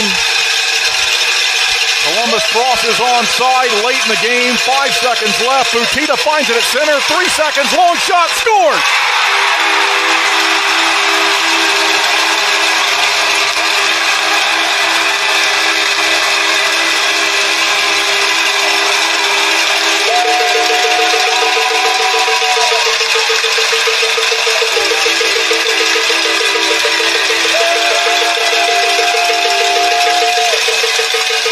Thunderbirds win. River Dragons exit. 2 hours left as this team celebrates their second win of the season. The officials are going to discuss if this went in before the clock showed zeros. I thought it did. They've not put it on the board yet. But Twin City's got to win. It'll be 6-3 or 5-3 officially. Here's the salute to the fans on Veterans Night.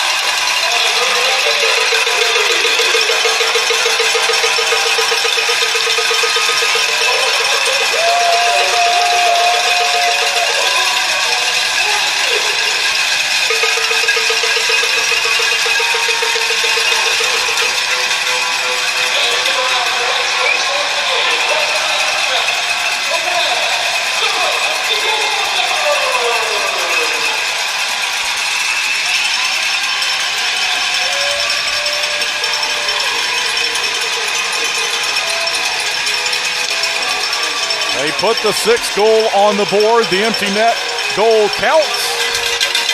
And the Thunderbirds have won 6-3 on this Saturday night. We will continue to take a listen to this celebration. Win number 2 on the season. And the fans will let them hear it now.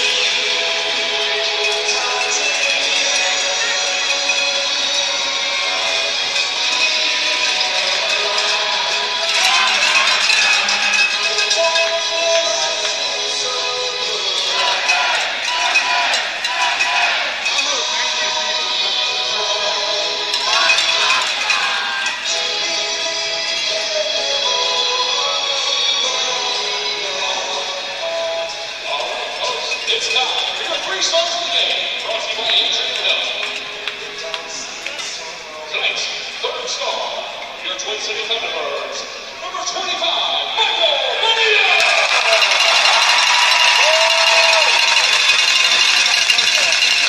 With 2 goals, he is your first of the game. Tonight's second star of the game, your Twin City Thunderbirds, your captain, number 14, Joe.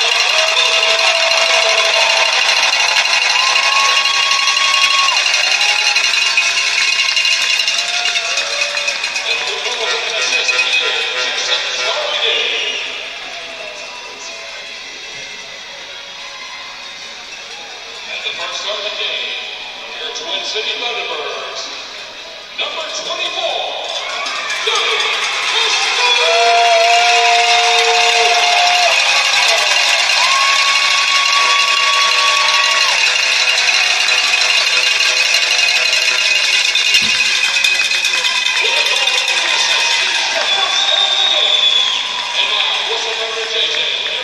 Gary Pastuca, the first star. He'll speak with JJ.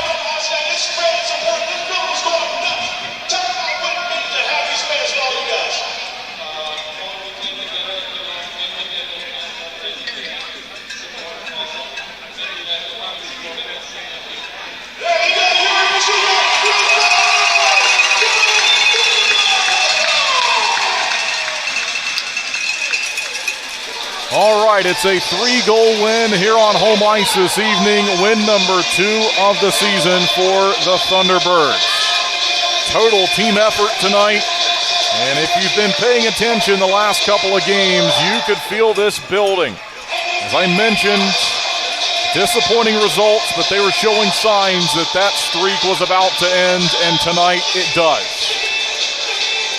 We'll have the post-game show for you on the way, as we'll step aside and then come back for that one. For our audio listeners, it'll be about a 2-minute break before the return for the post-game show. But that final goal that goes into the empty net from center ice, they do count that scoring play as it's lifted in from center ice there in the final second, literally. As I mentioned, I thought it beat the buzzer at the time, and indeed it does. It scored at 19:59, the time of the goal for John Butita. 2-goal game for him. We'll get to it all in the post-game show. So we'll step aside and be right back after another Thunderbirds win. This one, win number 2 of the 25-26 season, and the final score over Columbus, 6-3. Flow Offer to Purchase makes it easy for you to generate an appraisal for a vehicle online in under 5 minutes. You can confidently use Flow Offer to Purchase to determine your vehicle's trade-in value or to get a real offer to sell it to us. Here at Flow, we've always had a transparent, interactive appraisal process that our customers love. We developed our Flow Offer to Purchase tool to offer you that same great experience online or through our Flow Garage app anytime, anywhere. Using Flow Offer to Purchase is simple. Either enter your license plate number or VIN, and the system will pull up basic information about your vehicle. Some vehicles have options or extras that need to be selected in order to pull an accurate value. Then just tell us about the current condition of a few things like your tires, dents and scratches, or mechanical issues. From there, a real offer on your vehicle, whether you buy from us or not, is just a click away. Just a heads up, our staff will check over your vehicle to ensure your Flow Offer to Purchase is accurate. Your satisfaction is our priority. Flow Automotive dealerships have processed tens of thousands of vehicles using Flow Offer to Purchase, which has resulted in buying many thousands of cars from customers. Try Flow Offer to Purchase for free today. You can access this tool by clicking Sell Trade on flowauto.com or your dealer site by starting the Sell Trade dialog in the center of the homepage. April 21st, 2009. Dear Amy, today your life is going to change forever. At 5 p.m., you will give birth to a little boy, almost 3 months premature. When the doctor tells you that your little baby has a brain bleed. And the hardest part is when you pack up to go home from the hospital, he won't. But he won't be alone. And all the doctors and nurses at Atrium Health are going to take such good care of him. And they'll reassure you that there's no better place for him to be. But as time passes, you'll begin to understand this child is special. He'll fall in love with soccer, training to someday join the U.S. Paralympic team. This little boy is not only alive, he's thriving. And believe me when I say, everything is going to be okay. How do I know? Because I am you. 13 years later. Sincerely, Amy Wilotica. And welcome back inside the Winston-Salem Fairgrounds Arena for the postgame show after this Thunderbirds win. 6-3 is the final. The shots on goal, they updated right there at the end of the game for 42 for the visitors and 41 for the home squad. And on the online scoring system, we now see it as 44-43, favoring the Thunderbirds. So that's what we will go with officially, 44-33. The shots on goal at the end of the night. But this was a really entertaining hockey game, and we're certainly glad that you spent your Saturday night with us. We know that certainly busy this time of year with everything going on and a lot of events today, but always like to take as much time as I can throughout the night to thank everyone for tuning in. Because we certainly are glad to have you along and hope to have you along next weekend as well, especially there Friday night on the road. We know we've got a lot of fans here on cheering us on for the home games, but bigger audiences as you'd expect for the road games. So we'll be up in Virginia, the game against Blue Ridge on Friday night, and then Blue Ridge will visit this facility for the next night on Saturday, a week from tonight. So we'll get to the recap of tonight's game. This one might take a few minutes, but what a wild one it was. Memorable first period with the scrum that we had there with Jacob Schnapp and the goaltender Trevor Babin. So we'll go to the goals in the first period. The opening scoring play of tonight's game was Brody Thornton, assisted by Lucas Texmo and Ryan Galvin. That was at 5:01 of the Pine Tree Tavern first period. Gus Ford scores a power play goal at 13:02. Third power play goal of the year for the Thunderbirds. Zach White and Yuri Pastuka on the assist. 16:38 is the time of the power play goal for Michael Mania, with Roman Kramer and Gus Ford assisting. And so it's 2-1 after one, with a couple of power play goals for the Thunderbirds. 19-15 the shots on net in the first. But we think back to the penalties called there at 12:20 of the first period. Mike Wynn was called for slashing at 12:15, by the way. And then at 12:20, it's a tripping minor to Michael Mania that goes on the board. And the other penalties stemmed from I guess you could call it a fight with Trevor Babin, the goaltender, and Jacob Schnapp. They weren't really separated, but still trying to get after each other and throw punches, and that's what they did. The linesmen doing everything they could to break it up. But Jacob Schnapp appeared to be wrapped up with another player. We think it was Nathan Balkwell. And then the netminder, Trevor Babin, came over, got wrapped up with Schnapp, which I was not expecting. And so the penalties that were called from that were the unsportsmanlike conduct minor penalty, 2 minutes to the goaltender, Trevor Babin. Another one, 5 minutes for fighting to Trevor Babin. And then a unsportsmanlike conduct, which was a game misconduct, 10-minute penalty at 12:20. Jacob Schnapp called for fighting, 5 for fighting at 12:20, and an aggressor penalty, 10 minutes, game misconduct at 12:20. So that all was going on in the first period. There were penalties called earlier, and then I think the fans and certainly myself will think back to that scrum at 12:20. That was really the big moment of the first period that doesn't show up on the goals column, because the goals column was the even bigger moment for the Thunderbirds. They took a 2-1 lead despite trailing 5 minutes into the hockey game. So then we move along to the second period, and I thought a big goal scored by the River Dragons and Ryan Hunter, in that moment, to be down 2-1 on the road and maybe not expecting that response from the Thunderbirds. Who knows? It was 3-0 after one last night, and so, perhaps maybe expecting a similar type of game. And, I mentioned last night Thunderbirds were really good 5-on-5 as the specialty teams that were really the difference. And then the answer from the Thunderbirds tonight is they're playing the specialty teams. They allowed power play goals, but they also were able to trade power play goals with Columbus, which was something they were not able to do last night for the most part. So that was a big difference in tonight's game, able to answer power play goals that they were giving up with power play goals. And we see that one at 3:30 of the second period from Ryan Hunter. That tied the game at 2. But then the next goal, scored by Michael Mania, started a run of 3 consecutive goals for this team. Mania's second of the night, after he got the goal at 16:38 of the first period. So his second of the night, second of the season. Noah Hippolyte-Smith assisted, John Butita assisted as well, an even strength goal. And at that point, it was the first even strength goal that we had in the hockey game. We had 4 power play goals between the two teams, 2-2 the score, and then the even strength scoring play from Michael Mania. So that was the final time that this game was tied at 2-2. Once Mania gave the Thunderbirds the lead, they did not look back. They do surrender a goal later on in the third period. And the game-winning goal was scored by Yuri Pastuka. So that's the next goal that's scored in the contest under 3 minutes to play in the Flow second period. Even strength goal netted by Pastuka, Jan Salak, and Roman Kramer assisted on the goal. So it is 4-2 at that point as we head to the third period. Shots on net in the middle period, Thunderbirds 16 and the River Dragons with 11. So that's the shots on goal in the middle period.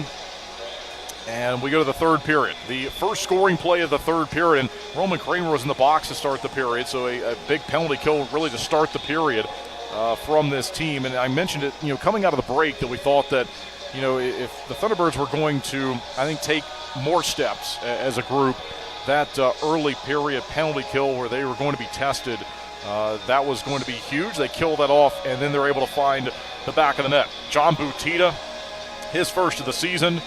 First of the period, because you'll hear his name again, but he had that assist on the goal at 3:55 from Michael Mania. So Butita scores at 7:09, even strength goal assisted by Yuri Pastuka to make it a 5-2 hockey game.